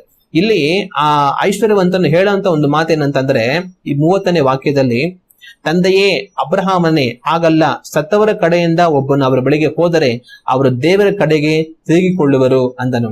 ಇಲ್ಲಿ ತಾನು ಹೇಳೋ ಮಾತು, ಸತ್ತವರ ಕಡೆಯಿಂದ ಒಬ್ಬನು ಹೋದರೆ ಅವರು ದೇವರ ಕಡೆಗೆ ತಿರುಗಿಕೊಳ್ಳುವರು ಅಂತ ಹೇಳ್ತಾನೆ. ಹಂಗಂದ್ರೆ ಅರ್ಥ ಏನು, ಈಗ ಅವರು ದೇವರ ಕಡೆಗೆ ತಿರುಗಿಲ್ಲ ಅಂತ ಅರ್ಥ. ಭೂಲೋಕದಲ್ಲಿ ಅವ್ರ ಅಣ್ಣ ತಮ್ಮಂದ್ರೆ ಬದುಕ್ತಾ ಇದ್ದಾರೆ, ಅವ್ರು ಯಾವ ತರ ಬದುಕ್ತಾ ಇದ್ದಾರೆ, ಅವ್ರ ಇಷ್ಟದ ಪ್ರಕಾರ ಅವ್ರ ಸುಖ ಸಂತೋಷ ಭೋಗಗಳಲ್ಲಿ ಆರಾಮ ಬದುಕ್ತಾ ಇದ್ದಾರೆ. ಅವ್ರಿಗೆ ದೇವರೇ ಬೇಕಾಗಿಲ್ಲ, ದೇವರ ಅಗತ್ಯನೇ ಅವ್ರಿಗಿಲ್ಲ. ಅವ್ರಿಗೇನ್ ಕಡಿಮೆ ಇದೆ, ಏನ್ ತೊಂದರೆ ಇದೆ, ಏನ್ ಕೊರತೆ ಇದೆ, ಅನಾರೋಗ್ಯ ಇದೆಯಾ, ದುಡ್ಡು ಕಷ್ಟ ಇದೆಯಾ, ಯಾವ ಸಮಸ್ಯೆ ಇದೆ, ಯಾವ ಸಮಸ್ಯೆನೇ ಇಲ್ಲ, ಅವ್ರಿಗೆ ದೇವರೇ ಬೇಕಾಗಿಲ್ಲ. ಆರಾಮಾಗಿ ಅವ್ರ ಜೀವನವನ್ನ ಅವ್ರ ಸ್ವಂತ ಇಷ್ಟದ ಪ್ರಕಾರ ನಡ್ಸ್ಕೊಂಡು ಹೋಗ್ತಾ ಇದ್ದಾರೆ. ಸ್ವಾಮಿ ಹೋಗಿ ಲಾಜರನ್ನ ಹೇಳಿದ್ರೆ ಈ ತರ ಒಂದು ನರಕ ಅನ್ನೋದು ಇದೆ, ನಾವು ಈ ತರ ಬದುಕಿದ್ರೆ ನರಕಕ್ಕೆ ಹೋಗ್ಬಿಡ್ತೀವಿ, ದೇವ್ರನ್ನ ಹುಡುಕ್ಬೇಕು, ದೇವ್ರ ನಮ್ಗೆ ಒಪ್ಪಿಸ್ಕೊಂಡು ನಾವು ಜೀವಿಸ್ಬೇಕು ಅನ್ನೋದನ್ನ ಅವ್ರಿಗೆ ಹೇಳಿದ್ರೆ ಒಂದ್ ವೇಳೆ ಅವ್ರು ಕೇಳಿ ದೇವರ ಕಡೆಗೆ ತಿರುಗಿಕೊಳ್ಳುತ್ತಾರೆ ಅಂತ ಐಶ್ವರ್ಯವಂತನು ಅಬ್ರಹಾಮನಿಗೆ ಹೇಳ್ತಾನೆ. ಹಾಗಂದ್ರೆ ಈಗ ಅವ್ರ ಅಣ್ಣ ತಮ್ಮಂದ್ರೆ ದೇವರ ಕಡೆಗೆ ತಿರುಗಿಲ್ಲ ಅಂತ ಅರ್ಥ. ಆಗ ಅದನ್ನ ನೋಡುವಾಗ ಐಶ್ವರ್ಯವಂತನು ಈ ಲೋಕದಲ್ಲಿ ಬದುಕುವಾಗ ಅವನೇನ್ ಮಾಡಿರ್ತಾನೆ, ಅವನು ಕೂಡ ದೇವರ ಕಡೆಗೆ ತಿರುಗಲಿಲ್ಲ. ಈ ಲೋಕದಲ್ಲಿ ಐಶ್ವರ್ಯವಂತನು ಬದುಕುವಾಗ ಮೋಶೆ ಧರ್ಮಶಾಸ್ತ್ರ ತನಗಿತ್ತು, ಪ್ರವಾದಿಗಳ ಗ್ರಂಥ ಇತ್ತು, ಅದು ಉಪದೇಶಿಸಲ್ಪಡುತ್ತಾ ಇತ್ತು. ಆದ್ರೆ ಅದನ್ನ ಕೇಳುವಂತ ಮನಸ್ಸು ಐಶ್ವರ್ಯವಂತನಿಗೆ ಇರಲಿಲ್ಲ, ದೇವರ ಕಡೆಗೆ ಅವನು ತಿರುಗಲಿಲ್ಲ. ಅವನಿಗಿದ್ದಂತ ಐಶ್ವರ್ಯ ಸುಖ ಸಂತೋಷ ಭೋಗಗಳಲ್ಲಿ ಅವನು ಆರಾಮ ಬದುಕ್ದ, ಅವನಿಷ್ಟದಂತೆಲ್ಲ ಬದುಕ್ದ. ದೇವ್ರು ನನಗೆ ಯಾಕೆ, ನನಗೇನ್ ಅಗತ್ಯ ಇದೆ, ದೇವ್ರನ್ನ ನಾನು ಹುಡುಕ್ಬೇಕನ್ನೋದಕ್ಕೋಸ್ಕರ ನನಗೆಲ್ಲ ಇದೆ, ನಾನು ಆರಾಮ ಬದುಕ್ತೀನಿ ಅನ್ಕೊಂಡು ಅವನು ಬದುಕ್ದ. ಆದ್ರೆ ಮರಣದ ನಂತರ ಜೀವಿತ ಏನು ಅನ್ನೋದನ್ನ ಅವನು ಯಾವತ್ತೂ ಯೋಚನೆ ಮಾಡ್ಲಿಲ್ಲ. ಸತ್ತ ನಂತರ ಒಂದು ಜೀವಿತ ಇದೆ ಅನ್ನೋದನ್ನ ಅವನು ಯಾವತ್ತೂ ಯೋಚನೆ ಮಾಡ್ಲಿಲ್ಲ. ನಾವು ದೇವರನ್ನ ಹುಡುಕದೆ ಹೋದರೆ ನರಕದ ಪಾಲಾಗ್ಬಿಡ್ತೀವಿ ಅನ್ನೋದನ್ನ ಅವನು ಯಾವತ್ತೂ ಯೋಚನೆ ಮಾಡ್ಲಿಲ್ಲ. ಅದ್ರ ಕಡೆಗೆ ಅವನು ನರಕದಲ್ಲಿ ಹೋಗಿ ಯಾತನೆಯಲ್ಲಿ ಅನುಭವಿಸ್ಬೇಕಾದಂತ ಪರಿಸ್ಥಿತಿ ಅವನಿಗೆ ಬಂತು. ಆಗ ಈ ಐಶ್ವರ್ಯವಂತನು ನರಕಕ್ಕೆ ಹೋಗೋದಕ್ಕೆ 2 ಕಾರಣ. ಒಂದು, ಅವನು ಲಾಜರನಿಗೆ ಒಳ್ಳೇದ್ ಮಾಡ್ಲಿಲ್ಲ. ಲಾಜರನ್ ಮಾತ್ರ ಅಲ್ಲ, ಇದೇ ತರ ಅವನ ಜೀವಿತದಲ್ಲಿ ಬಹುಶಃ ಬೇರೆ ಯಾರಿಗೂ ಸಹ ಅವನು ಏನು ಮಾಡಿರೋದಿಲ್ಲ. ಅವನ ಸ್ವಂತ ಸುಖ ಸಂತೋಷ ಭೋಗಗಳಲ್ಲಿ ಅವನು ಆರಾಮ ಬದುಕ್ತಾ ಹೊರತು ಅವನಿಂದ ಯಾರಿಗೂ ಪ್ರಯೋಜನ ಇಲ್ಲ. 2ನೇದು, ದೇವರ ಕಡೆಗೆ ಅವನು ತಿರುಗಲಿಲ್ಲ. ಮೋಶೆ ಧರ್ಮಶಾಸ್ತ್ರಕ್ಕೂ ಪ್ರವಾದಿಗಳ ಗ್ರಂಥಗಳು ಕಿವಿಗೊಟ್ಟು ದೇವರನ್ನ ಹುಡುಕಲಿಲ್ಲ. ಅವನಿಗೆ ದೇವರನ್ನ ಹುಡುಕಬೇಕಂತ ಮನಸ್ಸು ಬರಲಿಲ್ಲ, ದೇವ್ರ ವಾಕ್ಯಕ್ಕೆ ಕಿವಿ ಕೊಡಬೇಕಂತ ಮನಸ್ಸು ಬರಲಿಲ್ಲ. ಅವ್ನ್ ಬಹುಶಃ ಅನ್ಕೊಂತಿರಬಹುದು, ನನಗೇನಕ್ಕೆ ದೇವ್ರು, ನನಗೆಲ್ಲ ಇದೆ, ನಾನು ಹೋಗಿ ದೇವ್ರ ಹತ್ರ ಏನ್ ಕೇಳಬೇಕು, ಸ್ವಾಮಿ ಹಿಂಗೊಂದು ಕೊರತೆ ಇದೆ, ನನ್ಗೆ ಏನೋ ಒಂದು ತೊಂದರೆ ಇದೆ, ಸ್ವಾಮಿ ಸಹಾಯ ಮಾಡು ಅಂತ ಕೇಳಕ್ ನನಗೇನಿದೆ, ನನಗೆ ಎಲ್ಲ ಇದೆ, ನನಗೆ ಯಾಕೆ ದೇವ್ರು ಅಂತ ಅವನ್ ಸುಖ ಸಂತೋಷ ಭೋಗಗಳಲ್ಲಿ ಅವನು ಆರಾಮಾಗಿ ಬದುಕಿ ಹೋದ. ಈ ಐಶ್ವರ್ಯವಂತನು ನರಕಕ್ಕೆ ಹೋಗೋದಕ್ಕೆ 2 ಕಾರಣ. ಒಂದು, ಅವನು ಲಾಜರನಿಗೆ ಒಳ್ಳೇದ್ ಮಾಡ್ಲಿಲ್ಲ. ಲಾಜರನ್ ಮಾತ್ರ ಅಲ್ಲ, ಇದೇ ತರ ಅವನ ಜೀವಿತದಲ್ಲಿ ಬಹುಶಃ ಬೇರೆ ಯಾರಿಗೂ ಸಹ ಅವನು ಏನು ಮಾಡಿರೋದಿಲ್ಲ. ಅವನ ಸ್ವಂತ ಸುಖ ಸಂತೋಷ ಭೋಗಗಳಲ್ಲಿ ಅವನು ಆರಾಮ ಬದುಕ್ತಾ ಹೊರತು ಅವನಿಂದ ಯಾರಿಗೂ ಪ್ರಯೋಜನ ಇಲ್ಲ. 2ನೇದು, ದೇವರ ಕಡೆಗೆ ಅವನು ತಿರುಗಲಿಲ್ಲ. ಮೋಶೆ ಧರ್ಮಶಾಸ್ತ್ರಕ್ಕೂ ಪ್ರವಾದಿಗಳ ಗ್ರಂಥಗಳಿಗೂ ಕಿವಿಗೊಟ್ಟು ದೇವರನ್ನ ಹುಡುಕಲಿಲ್ಲ. ಈ ಕಾರಣಗಳಿಂದ ಅವನು ನರಕಕ್ಕೆ ಹಾಕಲ್ಪಟ್ಟನು. ನಾವು ದೇವರ ವಾಕ್ಯವನ್ನ ಈ ದಿವಸ ಧ್ಯಾನ ಮಾಡ್ತಾ ಇರುವಂತ ವಿಷಯ ಏನಂತಂದ್ರೆ, ಯಾರು ಫಲವನ್ನು ಕೊಡುವುದಕ್ಕೆ ಸಾಧ್ಯವಿಲ್ಲ ಅಂತ ನೋಡುವಾಗ, ಮುಳ್ಳು ಗಿಡಗಳಲ್ಲಿ ಹಾಕಲ್ಪಟ್ಟಂತವರು ಫಲ ಕೊಡುವುದಕ್ಕೆ ಸಾಧ್ಯವಿಲ್ಲ. ಆ ಮುಳ್ಳುಗಿಡದಲ್ಲಿ ಹಾಕಲ್ಪಟ್ಟಂತವರು ಯಾರು? 4 ವಿಧವಾದ ಜನಗಳು. ಅದರಲ್ಲಿ ಒಬ್ಬನು ಭೋಗ ಅನುಭವಿಸುವನು, ಲೋಕದ ಭೋಗಗಳಲ್ಲಿ ಬಿದ್ದು ಹೋಗಿರುವವನು. ಈ ಐಶ್ವರ್ಯವಂತನು ಆಸ್ತಿ, ಐಶ್ವರ್ಯ, ಸುಖ, ಸಂತೋಷ, ಆನಂದ ಅದರಲ್ಲಿ ಬಿದ್ದು ಹೋಗಿದ್ದ. ಅವನಿಗೆ ದೇವರನ್ನ ಹುಡುಕಬೇಕಂತ ಮನಸ್ಸು ಬರಲಿಲ್ಲ, ದೇವರ ವಾಕ್ಯಕ್ಕೆ ಕಿವಿ ಕೊಡಬೇಕಂತ ಮನಸ್ಸು ಬರಲಿಲ್ಲ. ಅವ್ನ್ ಬಹುಶಃ ಅನ್ಕೊಂತಿರಬಹುದು, ನನಗೇನಕ್ಕೆ ದೇವ್ರು, ನನಗೆಲ್ಲ ಇದೆ, ನಾನು ಹೋಗಿ ದೇವ್ರ ಹತ್ರ ಏನ್ ಕೇಳಬೇಕು, ಸ್ವಾಮಿ ನನಗೆ ಹಿಂಗೊಂದು ಕೊರತೆ ಇದೆ, ನನ್ಗೆ ಒಂದು ತೊಂದರೆ ಇದೆ, ಸ್ವಾಮಿ ಸಹಾಯ ಮಾಡು ಅಂತ ಕೇಳಕ್ ನನಗೇನಿದೆ, ನನಗೆ ಎಲ್ಲ ಇದೆ, ನನಗೆ ಯಾಕೆ ದೇವ್ರು ಅಂತ ಅವನ್ ಸುಖ ಸಂತೋಷ ಭೋಗಗಳಲ್ಲಿ ಅವನು ಆರಾಮಾಗಿ ಬದುಕಿ ಹೋದ. ಕೊನೆಗೆ ನರಕಕ್ಕೆ ಹೋಗಬೇಕಾದ ಪರಿಸ್ಥಿತಿ ತನಗೆ ಎದುರಾಯಿತು. ಈ ರೀತಿ ಭೋಗಗಳಲ್ಲಿ ಬಿದ್ದು ಹೋಗುವಂತವರು, ಭೋಗಗಳಲ್ಲಿ ಮುಳುಗಿ ಹೋಗುವಂತವರು, ತಮಗಿರುವುದರಲ್ಲಿ ಮುಳುಗಿ ಹೋಗಿ ದೇವರನ್ನ ಮರೆತು ಬಿಡುವಂತವರು ದೇವರಿಗೆ ಫಲ ಕೊಡುವುದಕ್ಕೆ ಸಾಧ್ಯ ಆಗುವುದಿಲ್ಲ. ಈ ದಿವಸ ನಿಮ್ಮ ವಿಷಯವಾಗಿ ನಾವು ಯೋಚನೆ ಮಾಡಬೇಕು. ನಾವು ಯಾವ ರೀತಿ ಇದ್ದೀವಿ ಅನ್ನೋದನ್ನ ನಾವು ಯೋಚನೆ ಮಾಡಿ ನೋಡಬೇಕು. ಕೆಲವರು ದೇವರನ್ನ ನಂಬಿ ಬರುವಂತಹ ಸಮಯದಲ್ಲಿ, ಪ್ರಾರಂಭದಲ್ಲಿ ದೇವರನ್ನ ನಂಬಿ ಬರುವಾಗ ತುಂಬಾ ಕಷ್ಟದಲ್ಲಿರ್ತಾರೆ, ಕಣ್ಣೀರಲ್ಲಿ ಇರ್ತಾರೆ, ತುಂಬಾ ವೇದನೆ ಇರ್ತಾರೆ. ದೇವರೇ ನೀನ್ ಸಹಾಯ ಮಾಡಿಲ್ಲ ಅಂತಂದ್ರೆ ನಮ್ ಜೀವನ ಮುಗ್ದೋಗುತ್ತಪ್ಪ, ಸ್ವಾಮಿ ನೀನ್ ಸಹಾಯ ಮಾಡುವಂತ ಎಷ್ಟು ಹಂಬಲದ ದೇವರನ್ನ ಹುಡುಕ್ತಾರೆ, ಎಲ್ಲಾ ಮಾಡ್ತಾರೆ. ದೇವರು ಅದೇ ರೀತಿ ಅವ್ರನ್ನ ನೋಡಿ ಕನಿಕರಿಸಿ ಸಹಾಯ ಮಾಡ್ತಾರೆ, ಅವ್ರಿಗೆ ಸಂತೋಷ ಕೊಡ್ತಾರೆ, ನೆಮ್ಮದಿ ಕೊಡ್ತಾರೆ, ಅವ್ರ ಕಷ್ಟಗಳಿಂದ ಬಿಡಿಸ್ತಾರೆ, ಅವ್ರನ್ನ ಒಂದು ಒಳ್ಳೆ ಸ್ಥಾನಕ್ಕೆ ತರ್ತಾರೆ. ಆದ್ರೆ ಅವ್ರ ಒಂದು ಒಳ್ಳೆ ಸ್ಥಾನಕ್ಕೆ ಬಂದ ನಂತರ ಅವರು ದೇವ್ರನ್ನ ಹಾಗೆ ಮರ್ತೋಗ್ಬಿಡ್ತಾರೆ. ದೇವ್ರನ್ನ ಅವ್ರು ಹುಡುಕಿ ಬಂದ ಪ್ರಾರಂಭದ ಕಾಲಗಳಲ್ಲಿ ಅವ್ರು ಯಾವ ರೀತಿ ದೇವ್ರನ್ನ ಹಂಬಲಿಸ್ತಾ ಇದ್ರು, ದೇವ್ರನ್ನ ಯಾವ ರೀತಿ ಎದುರು ನೋಡ್ತಾ ಇದ್ರು, ಅಯ್ಯೋ ದೇವ್ರೇ ನೀನ್ ನಮಗೋಸ್ಕರ ಸಹಾಯ ಮಾಡಿಲ್ಲ ಅಂದ್ರೆ ನಾವು ನಿಂತ್ಕೊಳ್ಳೋದಕ್ ಆಗೋದಿಲ್ಲಪ್ಪ ಅಂತ ಎಷ್ಟೆಲ್ಲ ದೇವ್ರನ್ನ ನೋಡಿ ಅವ್ರು ಪ್ರಾರ್ಥನೆ ಮಾಡ್ತಾ ಇದ್ರು. ಆದ್ರೆ ದೇವ್ರ ಅದೇ ತರ ಅವ್ರಿಗೆ ಸಹಾಯ ಮಾಡಿ ಒಂದು ಒಳ್ಳೆ ಸ್ಥಾನಕ್ಕೆ ತಂದ ನಂತರ ಈಗ ಅವ್ರಿಗೆ ದೇವರೇ ಬೇಕಾಗಿಲ್ಲ. ಈಗ ಪ್ರಾರಂಭದ ರೀತಿಯಲ್ಲಿ ದೇವರನ್ನ ಹಂಬಲಿಸೋದಿಲ್ಲ, ಪ್ರಾರ್ಥಿಸೋದಿಲ್ಲ, ದೇವರನ್ನ ಎದುರು ನೋಡೋದಿಲ್ಲ, ದೇವರನ್ನ ಹುಡುಕೋದಕ್ಕೆ ಅವ್ರಿಗೆ ಸಮಯನೂ ಇಲ್ಲ, ಮನಸ್ಸು ಇಲ್ಲ. ಕಾರಣ ಏನಂದ್ರೆ ಅವ್ರಿಗಿದ್ದಂತ ಕಷ್ಟಗಳು ತೀರಿ ಹೋಯಿತು, ಅವ್ರಿಗಿದ್ದಂತ ಬಾಧೆಗಳು ನೀಗಿ ಹೋಯಿತು, ಅವ್ರಿದ್ದಂತ ಸ್ಥಾನದಿಂದ ಅವ್ರು ಒಂದು ಒಳ್ಳೆಯ ಸ್ಥಾನಕ್ಕೆ ಬಂದು ಈಗ ಅವ್ರಿಗೆ ಏನ್ ಕೊರತೆ ಇಲ್ಲ, ಏನ್ ತೊಂದರೆ ಇಲ್ಲ, ಬಾಧೆ ಇಲ್ಲ, ನೆಮ್ಮದಿಯಾಗಿ ಜೀವನ ಇದೆ ಅನ್ನೋ ಸ್ಥಾನಕ್ಕೆ ಬಂತು. ಈಗ ಅವ್ರಿಗೆ ದೇವರು ಬೇಕಾಗಿಲ್ಲ. ಈ ರೀತಿ ಎಷ್ಟೋ ವಿಶ್ವಾಸಿಗಳು ಬದುಕ್ತಾ ಇದ್ದಾರೆ. ಪ್ರಾರಂಭದಲ್ಲಿ ಯಾವಾಗ್ಲೂ ಪ್ರಾರ್ಥನೆ, ಯಾವಾಗ್ಲೂ ದೇವ್ರ ವಾಕ್ಯ ಧ್ಯಾನ, ಯಾವಾಗ್ಲೂ ಸಭೆಗೆ ಹೋಗ್ಬೇಕು, ಎಲ್ಲಾ ವಿಧದಲ್ಲಿ ದೇವರ ಕಾರ್ಯಗಳನ್ನ ಆಸಕ್ತಿಯಿಂದ ಹುಡುಕ್ತಾ ಇದ್ದವರು ಈಗ ದೇವರ ಅವರ ಜೀವಿತ ಬದಲಾಯಿಸಿದ ನಂತರ ಅವ್ರಿಗೆ ಪ್ರಾರ್ಥನೆ ಅನ್ನೋದಿಲ್ಲ, ದೇವರ ವಾಕ್ಯ ಧ್ಯಾನ ಅನ್ನೋದಿಲ್ಲ, ಸಭೆಗೆ ಹೋಗ್ಬೇಕು ಅನ್ನೋದಿಲ್ಲ, ದೇವರನ್ನ ಹಂಬಲಿಸಬೇಕು ಅನ್ನೋದಿಲ್ಲ. ಒಂದು ನಿರ್ಲಕ್ಷ್ಯ, ಎಲ್ಲಾ ಕಷ್ಟ ತೀರೋಯ್ತಲ್ಲ, ಇನ್ ಯಾಕೆ ದೇವರೇ ದೇವರೇ ಅಂತ ನಾವಿರ್ಬೇಕು ಅಂತ. ಇನ್ನು ಕೆಲವರಿಗೆ ಬಿಸಿ, ಈಗ ಅವ್ರು ದೇವ್ರ ಒಳ್ಳೆ ಸ್ಥಾನಕ್ಕೆ ತಂದು ಅವ್ರೀಗ ಬಹಳ ಬೆಳೆದ್ಬಿಟ್ಟು ಅವ್ರಿಗೀಗ ದೇವ್ರ ಕಡೆ ತಿರುಗಿ ನೋಡೋದಕ್ಕೆ ಸಮಯ ಇಲ್ಲ. ಅಲ್ಲಿ ಹೋಗ್ಬೇಕು, ಇಲ್ಲಿ ಹೋಗ್ಬೇಕು, ಆ ಮೀಟಿಂಗ್ ಮಾಡ್ಬೇಕು, ಈ ಮೀಟಿಂಗ್ ಮಾಡ್ಬೇಕು, ಅಲ್ಲಿ ಅದನ್ನ ತರಬೇಕು, ಇಲ್ಲಿ ಇದನ್ನ ಇಡಬೇಕು, ಅಲ್ಲಿ ಅದನ್ನ ಮಾಡ್ಬೇಕು, ಇದನ್ನ ಮಾಡ್ಬೇಕು, ದೇವರೇ ತುಂಬಾ ಬಿಸಿ ಇದೆ, ಬೇಜಾನ್ ಕೆಲಸ ಇದೆ, ನನಗೆ ಇವತ್ತು ಸಭೆ ಬರೋದಕ್ಕೆ ಆಗೋದಿಲ್ಲ, ಸ್ವಾಮಿ ನನಗೆ ಪ್ರಾರ್ಥನೆ ಮಾಡೋದಕ್ಕೆ ಟೈಮ್ ಇಲ್ಲ, ಸ್ವಾಮಿ ನನ್ಗೆ ದೇವ್ರ ವಾಕ್ಯ ಓದೋದಕ್ಕೆ ಟೈಮ್ ಇಲ್ಲ ಅನ್ಬಿಟ್ಟು ಲೋಕದ ವ್ಯವಹಾರಗಳಲ್ಲಿ ಮುಳುಗಿ ಹೋಗಿ ದೇವರನ್ನ ಮರೆತು ಹೋಗಿರುವಂತ ಎಷ್ಟೋ ವಿಶ್ವಾಸಗಳಿದ್ದಾರೆ. ಇವತ್ತು ನಾನು ನೀವು ಯಾವ ರೀತಿ ಇದೀವಿ ನಮ್ಮನ್ನ ಯೋಚನೆ ಮಾಡಿ ನೋಡಬೇಕು. ದೇವರ ವಾಕ್ಯವನ್ನ ನಾವು ಓದಿ ನೋಡುವಾಗ ಪ್ರಕಟಣೆ ಪುಸ್ತಕ 2ನೇ ಅಧ್ಯಾಯ ವಾಕ್ಯಗಳು 1ರಿಂದ 5ರವರೆಗೆ ನಾವು ಓದಿ ನೋಡಿದರೆ, ಅಲ್ಲಿ ನಮ್ಮ ಕರ್ತನಾದ ಯೇಸು ಕ್ರಿಸ್ತನು ಎಫೆಸ ಪಟ್ಟಣದಲ್ಲಿರುವ ಸಭೆಗೆ ಒಂದು ಪತ್ರವನ್ನು ಬರೆಯುವುದನ್ನು ನಾವು ಕಾಣ್ತೇವೆ. ಅಲ್ಲಿ ಈ ರೀತಿಯಾಗಿ ಅವರು ಹೇಳ್ತಾರೆ, ಎಫೆಸದಲ್ಲಿರುವ ಸಭೆಯ ದೂತನಿಗೆ ಬರೆ, 7 ನಕ್ಷತ್ರಗಳನ್ನು ಬಲಗೈಯಲ್ಲಿ ಹಿಡಿದುಕೊಂಡು 7 ಚಿನ್ನದ ದೀಪಸ್ತಂಭಗಳ ಮಧ್ಯದಲ್ಲಿ ತಿರುಗಾಡುವ ಆತನು ಹೇಳುವುದೇನೆಂದರೆ, ನಿನ್ನ ಕೃತ್ಯಗಳನ್ನು, ಪ್ರಯಾಸವನ್ನು, ತಾಳ್ಮೆಯನ್ನು ಬಲ್ಲೆನು. ನೀನು ದುಷ್ಟರನ್ನು ಸಹಿಸಲಾರೆ. ಅಪೊಸ್ತಲರಲ್ಲದಿರುವುದರೂ ತಮ್ಮನ್ನು ಅಪೊಸ್ತಲರೆಂದು ಹೇಳಿಕೊಳ್ಳುವವರನ್ನು ನೀನು ಪರೀಕ್ಷಿಸಿ ಅವರನ್ನು ಸುಳ್ಳುಗಾರರೆಂದು ಕಂಡುಕೊಂಡಿ. ನೀನು ತಾಳ್ಮೆಯುಳ್ಳವನಾಗಿ ನನ್ನ ಹೆಸರಿನ ನಿಮಿತ್ತ ಬಾಧೆಯನ್ನು ಸಹಿಸಿಕೊಂಡು ಬೇಸರಗೊಳ್ಳಲಿಲ್ಲ. ಇದನ್ನೆಲ್ಲ ನಾನು ಬಲ್ಲೆನು. ಇಲ್ಲಿ ಎಫೆಸ ಪಟ್ಟಣದ ಸಭೆಯಲ್ಲಿರುವಂತ ಕೆಲವು ಒಳ್ಳೆಯ ಗುಣಗಳನ್ನೆಲ್ಲ ದೇವರು ಹೇಳ್ತಾರೆ. ನೀವೇನ್ ಮಾಡ್ತೀರಾ? ನಿಮ್ಮ ಕೃತ್ಯಗಳನ್ನ ನಾನು ಬಲ್ಲೆ, ನಿಮ್ಮ ಪ್ರಯಾಸವನ್ನು ಬಲ್ಲೆ, ತಾಳ್ಮೆಯನ್ನು ಬಲ್ಲೆ, ನೀನ್ ದುಸ್ತರನ್ನು ಸಹಿಸೋದಿಲ್ಲ, ಕಳ್ಳ ಸೇವಕಗಳನ್ನ ನೀನು ಪರೀಕ್ಷಿಸಿ ಅವ್ರು ಕಳ್ಳರಂತ ನೀನು ತಿಳ್ಕೊಂಡಿದೀಯಾ, ನನ್ನ ಹೆಸರಿನ ನಿಮಿತ್ತ ನಿನ್ ಬಾಧೆಯನ್ನು ಅನುಭವಿಸೋದ್ರಲ್ಲಿ ಎಷ್ಟೋ ತಾಳ್ಮೆಯನ್ನು ತೋರಿಸಿದೀಯಾ, ನನಗೋಸ್ಕರ ನೀನ್ ಎಷ್ಟೋ ಬಾಧೆಯನ್ನು ಸಹಿಸಿದೀಯಾ, ಇದೆಲ್ಲ ನನಗೆ ತುಂಬಾ ಸಂತೋಷ ಅಂತ ಹೇಳಿ ಆಮೇಲೆ ದೇವ್ರೊಂದ್ ಮಾತು ಹೇಳ್ತಾರೆ. ಏನಂದ್ರೆ, ಆದರೆ ಮೊದಲು ನಿನಗಿದ್ದ ಪ್ರೀತಿಯನ್ನು ನೀನು ಬಿಟ್ಟಿದ್ದಿ ಎಂದು ನಾನು ನಿನ್ನ ಮೇಲೆ ತಪ್ಪು ಹೊರಿಸಬೇಕಾಗುತ್ತದೆ. ಆದ್ರೆ ನೀನು ಮೊದಲಿದ್ದ ಪ್ರೀತಿಯನ್ನ ಬಿಟ್ಟಿದ್ದಿ. ಪ್ರಾರಂಭದಲ್ಲಿ ನನ್ನನ್ನು ನಂಬಿ ಬಂದಾಗ ನನ್ನ ಹಸ್ತ ನಿಮಗೆ ಆಶ್ಚರ್ಯವಾಗಿ ಸಹಾಯವನ್ನು ಮಾಡುತ್ತಾ ಇದ್ದಾಗ ನೀನ್ ತೋರಿಸುತ್ತಾ ಇದ್ದಂತ ಪ್ರೀತಿ, ನಿನಗಿದ್ದಂತ ಒಂದು ಹಂಬಲ ಇವತ್ತು ಅದಿಲ್ಲದೆ ಹೋಗಿದೆ. ಕಾರಣ ಇವತ್ತು ನೀನ್ ಬೆಳೆದು ಬಿಟ್ಟಿದೀಯಾ, ನಿನ್ ಕಷ್ಟಗಳು ತೀರಿ ಹೋಗಿದೆ, ನಿನ್ ಬಾಧೆಗಳಿಂದ ನನ್ನ ಬಿಟ್ಟು ಹೋಗಿದೆ, ನೀನ್ ಆರಾಮಾಗಿದ್ದೀಯಾ. ಅದು ಇವತ್ತು ನೀನ್ ನನ್ನ ಕುರಿತಾಗಿ ಯೋಚನೆ ಮಾಡ್ತಾ ಇಲ್ಲ ಅಂತ ಹೇಳಿ ಆಮೇಲೆ ದೇವರೇನು ಹೇಳ್ತಾರೆ ಅಂತಂದ್ರೆ, ಆದ್ದರಿಂದ ನೀನು ಎಲ್ಲಿಂದ ಬಿದ್ದಿದ್ದೀಯೋ ಅದನ್ನ ನಿನ್ನ ನೆನಪಿಗೆ ತಂದುಕೊಂಡು ದೇವರ ಕಡೆಗೆ ತಿರುಗಿಕೋ. ನೀನು ಮೊದಲು ಮಾಡುತ್ತಿದ್ದ ಕೃತ್ಯಗಳನ್ನು ಮಾಡು. ನೀನು ದೇವರ ಕಡೆಗೆ ತಿರುಗಿಕೊಳ್ಳದೆ ಹೋದರೆ ನಾನು ಬಂದು ನಿನ್ನ ದೀಪಸ್ತಂಭವನ್ನು ಅದರ ಸ್ಥಳದಿಂದ ತೆಗೆದು ಹಾಕುವೆನು. ದೇವರು ಎಚ್ಚರಿಸ್ತಾರೆ. ಅದರಿಂದ ನೋಡು, ನೀನು ಎಲ್ಲಿ ಬಿದ್ದೋ ಅಲ್ಲಿ ಮತ್ತೆ ಏಳು, ಮೊದಲು ಮಾಡ್ತಾ ಇದ್ದಂತ ಕೃತ್ಯಗಳನ್ನು ಮಾಡು. ಇಲ್ಲವಾದರೆ ನಾನು ಬಂದು ನಿನ್ನ ದೀಪಸ್ತಂಭವನ್ನ ನೀನಿರುವಂತ ಸ್ಥಳದಿಂದ ನಾನು ತೆಗೆದು ಹಾಕ್ತೀನಿ ಅಂತ ದೇವರು ಹೇಳ್ತಾರೆ. ಇವತ್ತು ಇದೇ ಮಾತುಗಳನ್ನ ದೇವರು ನಮಗೂ ಸಹ ಹೇಳ್ತಾರೆ. ನಾವು ಯಾವ ರೀತಿ ಇದ್ದೇವೆ? ಪ್ರಾರಂಭದಲ್ಲಿ ನಮ್ಮ ಕಷ್ಟ, ಕಣ್ಣೀರು, ಸಂಕಟ, ಬಾಧೆಗಳಲ್ಲಿ ದೇವರ ಬಳಿಗೆ ಬಂದಾಗ ನಾವು ಯಾವ ರೀತಿ ದೇವರನ್ನ ಹಂಬಲಿಸ್ತಾ ಇದ್ವಿ, ಅದೇ ರೀತಿ ಇವತ್ತು ಸಹ ಹಂಬಲಿಸ್ತಾ ಇದ್ದೀವಾ? ಇವತ್ತು ನಮ್ಮ ಜೀವಿತ ಸುಧಾರಿಸಿರಬಹುದು, ನಮ್ಮ ಕಷ್ಟಗಳು ಕಡಿಮೆ ಆಗಿರಬಹುದು, ಬಾಧೆಗಳು ನೀಗಿ ಹೋಗಿರಬಹುದು, ನಮ್ಮ ಜೀವಿತ ಒಂದು ಒಳ್ಳೆ ಸ್ಥಾನಕ್ಕೆ ಬಂದಿರಬಹುದು, ಇವತ್ತು ನಮಗೆ ಎಲ್ಲ ಅನುಕೂಲ ವಸತಿಗಳೆಲ್ಲ ಆಗಿರಬಹುದು.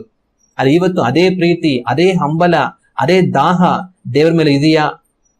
ಅಥವಾ ದೇವರಿಂದ ನಮಗೆ ಬಂದಿರುವಂತಹ ಸುಖ, ಸಂತೋಷ ಇವುಗಳಲ್ಲಿ ನಾವು ಮುಳುಗಿ ಹೋಗಿ ದೇವರನ್ನೇ ಒಂದು ವೇಳೆ ಮರೆತು ಹೋಗಿ ದೇವರಿಗೆ ನಾವು ದೂರ ಆಗುತ್ತಾ ಇದ್ದೇವಾ? ಯೋಚನೆ ಮಾಡಿ ನೋಡಬೇಕು. ಏನೋ ನಮಗೆ ಹಣದ ಕಷ್ಟ ಇತ್ತು, ಅದು ಸರಿ ಹೋಯ್ತು, ನಮ್ಮ ಕೆಲಸಗಳು ಚೆನ್ನಾಗಾಯ್ತು, ನಮಗೆ ಒಳ್ಳೆ ಆರೋಗ್ಯ ಬಂತು, ನಮಗೆ ಒಂದು ಒಳ್ಳೆ ಸ್ಥಾನಮಾನ ಬಂತು, ನಮ್ಮ ಜೀವಿತ ನೆಮ್ಮದಿಯಾಗಿದೆ, ಅಡಿದ ಮಾತ್ರಕ್ಕೆ ನಮ್ಮ ರಕ್ಷಣೆ ಪರಿಪೂರ್ಣ ಅಲ್ಲ. ನಮ್ಮ ರಕ್ಷಣೆ ಯಾವತ್ತು ಪರಿಪೂರ್ಣ? ಈ ಲೋಕದಲ್ಲಿ ನನ್ನ ಓಟವನ್ನು ನಾನು ಮುಗಿಸಿ ದೇವ ರಾಜ್ಯವನ್ನು ಹೋಗಿ ನಾನು ಸೇರ್ತೀನಲ್ಲ, ಆವತ್ತು ನನ್ನ ರಕ್ಷಣೆ ಪರಿಪೂರ್ಣ. ಅದು ರಕ್ಷಣೆ. ರಕ್ಷಣೆ ಅಂತಂದ್ರೆ ಈ ಲೋಕದಲ್ಲಿ ನನಗೆ ಅದ್ಭುತ ಆಗಿ, ನನಗೆ ಬಿಡುಗಡೆ ಆಗಿ, ನನ್ನ ಕಷ್ಟ ಎಲ್ಲ ತೀರು ಹೋಗಿ, ನನ್ನ ಕಣ್ಣೀರನ್ನೆಲ್ಲ ದೇವರು ಒರೆಸಿ ನನಗೆ ಸಮಾಧಾನ, ಸಂತೋಷ ಕೊಟ್ಟು ನನ್ನ ಆಶೀರ್ವಾದ ಮಾಡಿದ್ರೆ ನನಗೆ ರಕ್ಷಣೆ ಆಯ್ತು ಅಂತ ಅರ್ಥ ಅಲ್ಲ. ದೇವರು ಅದನ್ನೆಲ್ಲ ನಮಗ್ ಮಾಡ್ತಾರೆ. ಕಾರಣ ರಕ್ಷಣೆಯನ್ನು ನಾವು ಹೊಂದಬೇಕಂತ ಹೇಳಿ. ಹಂಗಂದ್ರೆ ಅರ್ಥ ಏನು? ನಾವು ದೇವರಿಗೆ ನಾವು ಒಪ್ಪಿಸಿಕೊಟ್ಟು ಜೀವಿಸಿ ಈ ಲೋಕದ ಯಾತ್ರೆ ಮುಗಿಸಿ ದೇವರ ರಾಜ್ಯವನ್ನು ನಾವು ಸೇರಬೇಕನ್ನೋದಕ್ಕೋಸ್ಕರ ಇದನ್ನೆಲ್ಲ ದೇವರು ನಮಗ್ ಮಾಡ್ತಾರೆ. ಆದ್ರೆ ಅದನ್ನೆಲ್ಲ ನಾವು ಹೊಂದಿ ಪಡೆಯಬೇಕಾಗಿರೋದು ರಕ್ಷಣೆಯನ್ನು ಪಡೆಯದೆ ಇವುಗಳಲ್ಲೇ ಮುಳುಗಿ ಹೋಗಿ ನಮ್ಮ ಜೀವಿತವನ್ನು ಹಾಳು ಮಾಡ್ಕೊಳ್ತೇವೆ. ಆ ರೀತಿಯಾಗಿ ನಾವು ಬದುಕಬಾರದು. ಸಭೆಗೆ ಹೋಗ್ತಾರೆ, ಸಭೆಗೆ ಹೋಗಿಲ್ಲ ಅಂತಂದ್ರೆ ಇನ್ನ ಪಾಸ್ಟರ್ ಕೇಳ್ತಾರೆ ಅಂತ ಸಭೆಗೆ ಹೋಗ್ತಾರೆ. ಏನಕ್ಕೆ ಅಂತಂದ್ರೆ ಇನ್ ಸಭೆಗೆ ಹೋಗಿಲ್ಲ ಅಂದ್ರೆ ನಾವು ದೇವರಿಂದ ಹಿಂಜರಿದು ಬಿಟ್ಟಿದ್ದೀವಿ ಅಂತ ಆಗ್ಬಿಡುತ್ತೆ. ಆಗ ಸಭೆಗೆ ಹೋಗ್ಲೇಬೇಕು, ಇಲ್ಲಾಂದ್ರೆ ದೇವ್ರು ನಮ್ಮನ್ನ ಆಶೀರ್ವಾದ ಮಾಡಲ್ಲ, ಒಂದ್ ವೇಳೆ ಸೈತನ್ ಬಂದು ನಮ್ಮನ್ನ ಹಿಡ್ಕೊಂಡ್ಬಿಡ್ತಾನೆ ಅನ್ನೋದಕ್ಕೋಸ್ಕರ ಸಭೆಗೆ ಹೋಗ್ತಾ ಇರ್ತಾರೆ. ಆದ್ರೆ ಸಭೆಗೆ ನಾವು ಏನಕ್ಕೆ ಹೋಗ್ಬೇಕು? ಪಾಸ್ಟರ್ ನಮ್ಮನ್ನ ಕೇಳ್ತಾರೆ ಅಂತಾನೋ, ಅಥವಾ ನಾವು ಸಭೆಗೆ ಹೋಗ್ತಾ ಇಲ್ಲ ಅಂತಂದ್ರೆ ಸೈತನ್ ಬಂದು ನಮ್ಗೆ ತೊಂದರೆ ಮಾಡ್ತಾನೆ ಅಂತಾನೋ, ನಮ್ಗಿರುವಂತದ್ದೆಲ್ಲ ಹೋಗ್ಬಿಡುತ್ತೆ ಅಂತಾನೋ, ಅದಕ್ಕೋಸ್ಕರ ನಾವು ಸಭೆಗೆ ಹೋಗ್ಬಾರ್ದು. ಆದ್ರೆ ಸಭೆಯಾಗಿ ನಾವು ಕೂಡಿ ಬರೋದಕ್ಕೆ ಕಾರಣ ದೇವರು ನಮಗೆ ಮಾಡಿರುವ ಎಲ್ಲಾ ಉಪಕಾರ ಸ್ಮರಿಸಿ, ದೇವರನ್ನ ಮನಪೂರ್ವಕವಾಗಿ ಕೊಂಡಾಡಿ, ದೇವರನ್ನು ಮಹಿಮೆ ಪಡಿಸಿ, ದೇವರನ್ನು ಘನಪಡಿಸಿ, ದೇವರಲ್ಲಿ ಸಂತೋಷ ಪಟ್ಟು, ದೇವರೇ ನೀನೇ ನನಗೆ ಸಕಲವೂ ಆಗಿದೆಯಾ ಸ್ವಾಮಿ ಅಂತ ದೇವರಲ್ಲಿ ಹರ್ಷಿಸುವುದಕ್ಕಾಗಿ ನಾವು ಸಭೆಗೆ ಹೋಗೋದು. ದೇವರೇ ಏನೋ ಒಂದು ಕಾರ್ಯವನ್ನ ನಮಗೆ ಮಾಡಪ್ಪ, ನಮ್ ಕಣ್ಣೀರನ್ನ ಒರೆಸಪ್ಪ, ನಮ್ ಕಷ್ಟದಿಂದ ಬಿಡಿಸಪ್ಪ, ಬಾಧೆಯಿಂದ ಬಿಡಿಸಪ್ಪ ಅಂತ ಹೇಳಿ ಸಭೆಗೆ ಬಂದ ಜನಗಳು ದೇವರು ಅವರ ಕಣ್ಣೀರನ್ನ ಒರೆಸಿ ಅವರ ಕಷ್ಟ ನೀಗಿಸಿದ ನಂತರ ಇವತ್ತು ಸ್ತುತಿಸುವುದಕ್ಕೆ ಸಭೆಗೆ ಬರೋದಿಲ್ಲ. ಕಾರಣ ಅವ್ರ ಸುಖ ಭೋಗಗಳಲ್ಲಿ ಅವ್ರು ಮುಳುಗಿ ಹೋದರು. ಅವರಿಗೆ ಕಷ್ಟ, ಕಣ್ಣೀರು, ಬಾಧೆಗಳಿದ್ದಾಗ ದೇವರು ಬೇಕಾಗಿತ್ತು ಅವ್ರನ್ನ ಬಿಡಿಸೋದಕ್ಕೆ. ಇವತ್ತು ದೇವರನ್ನು ಬಿಡಿಸಿ ಅವರು ಸುಖವಾಗಿ, ಸಂತೋಷವಾಗಿ, ನೆಮ್ಮದಿಯಾಗಿರುವಾಗ ಆ ಭೋಗಗಳಲ್ಲಿ ಅವರು ಮುಳುಗಿ ಹೋಗಿದ್ದಾರೆ. ಇವತ್ತು ಅವ್ರಿಗೆ ದೇವ್ರು ಬೇಕಾಗಿಲ್ಲ. ಅಯ್ಯ ಸಭೆಗೆ ಹೋಗ್ಬೇಕಾ, ಅಯ್ಯೋ ಏನಪ್ಪಾ ವಾರ ವಾರ ಹೋಗ್ಬೇಕು, ಬರೋದು ಒಂದು ಭಾನುವಾರ, ಈ ಭಾನುವಾರನು ನಾವ್ ಆರಾಮಾಗಿರಂಗಿಲ್ವಾ, ಇವತ್ತು ಹೋಗ್ಬೇಕಾ? ಇದೇ ಮಾತನ್ನ ಕಣ್ಣೀರಲ್ಲಿದ್ದಾಗ ಹೇಳ್ತಾ ಇದ್ರ? ಇದೇ ಮಾತನ್ನ ಅನಾರೋಗ್ಯದಲ್ಲಿ ಇದ್ದಾಗ ಹೇಳ್ತಾ ಇದ್ರ? ಅವತ್ತು ಓಡೋಡಿ ಬರೋ ಸಭೆಗೆ, ಅಯ್ಯೋ ಕಾಪಾಡು ಸ್ವಾಮಿ ಬಿಡಿಸು ಅಂತ. ಇವತ್ತು ಇವ್ರ ಮನೆ ಹತ್ರ ಬಂದ್ರೆ 4 ಜನಕ್ಕೆ ಇವರೇ ಊಟ ಕೊಡ್ತಾರೆ, ಮನೆ ಹತ್ರ ಬಂದ್ರೆ 4 ಜನಕ್ಕೆ ಇವರೇ ದುಡ್ಡು ಕೊಡ್ತಾರೆ. ಆದ್ರೆ ಇವತ್ತು ಸಭೆಗೆ ಹೋಗೋದಕ್ಕೆ ಅಯ್ಯೋ ವಾರ ವಾರಾನು ಸಭೆಗೆ ಹೋಗ್ಬೇಕಾ? ಸುಖ ಭೋಗಗಳಲ್ಲಿ ಮುಳುಗಿ ಹೋಗಿರುವಂತವರು, ಇಂಥವರು ದೇವರಿಗೆ ಫಲ ಕೊಡುವುದಕ್ಕೆ ಸಾಧ್ಯ ಇಲ್ಲ. ಇವತ್ತು ನಾವು ಯಾವ ರೀತಿ ಇದ್ದೇವೆ, ನಮ್ಮನ್ನ ಇವತ್ತು ನಾವು ಪ್ರಶ್ನೆ ಮಾಡಿ ನೋಡ್ಕೊಳ್ಬೇಕು. ಪ್ರಾರಂಭದಲ್ಲಿ ದೇವರನ್ನು ಹುಡುಕಿ ಬಂದ ಕಾಲಗಳ ರೀತಿಯಲ್ಲಿ ಇವತ್ತು ದೇವರನ್ನ ನಾವು ಹಂಬಲಿಸ್ತಾ ಇದ್ದೇವಾ? ಆವತ್ತು ನಮ್ಮ ಕಷ್ಟ ದುಃಖ ಬಾಧೆಗಳಿಂದ ನಾವು ಬಿಡುಗಡೆ ಹೊಂದಿಕೊಳ್ಳೋದಕ್ಕೋಸ್ಕರ ದೇವರನ್ನ ಹಂಬಲಿಸಿದ ರೀತಿಯಲ್ಲಿ ಇವತ್ತು ಅವೆಲ್ಲವನ್ನ ನಮ್ಮನ್ನ ಬಿಡಿಸಿದ ದೇವರನ್ನ ನಾನು ಸ್ತುತಿಸುತ್ತೇನೆ, ಕೊಂಡಾಡುತ್ತೇನೆ, ದೇವರೇ ನಿಮಗೆ ಸ್ತೋತ್ರ ಅಂತ ಸಂತೋಷವಾಗಿ ಅವ್ರ ಸನ್ನಿಧಿಗೆ ಬರುವಂತವರಾಗಿದ್ದೇವಾ?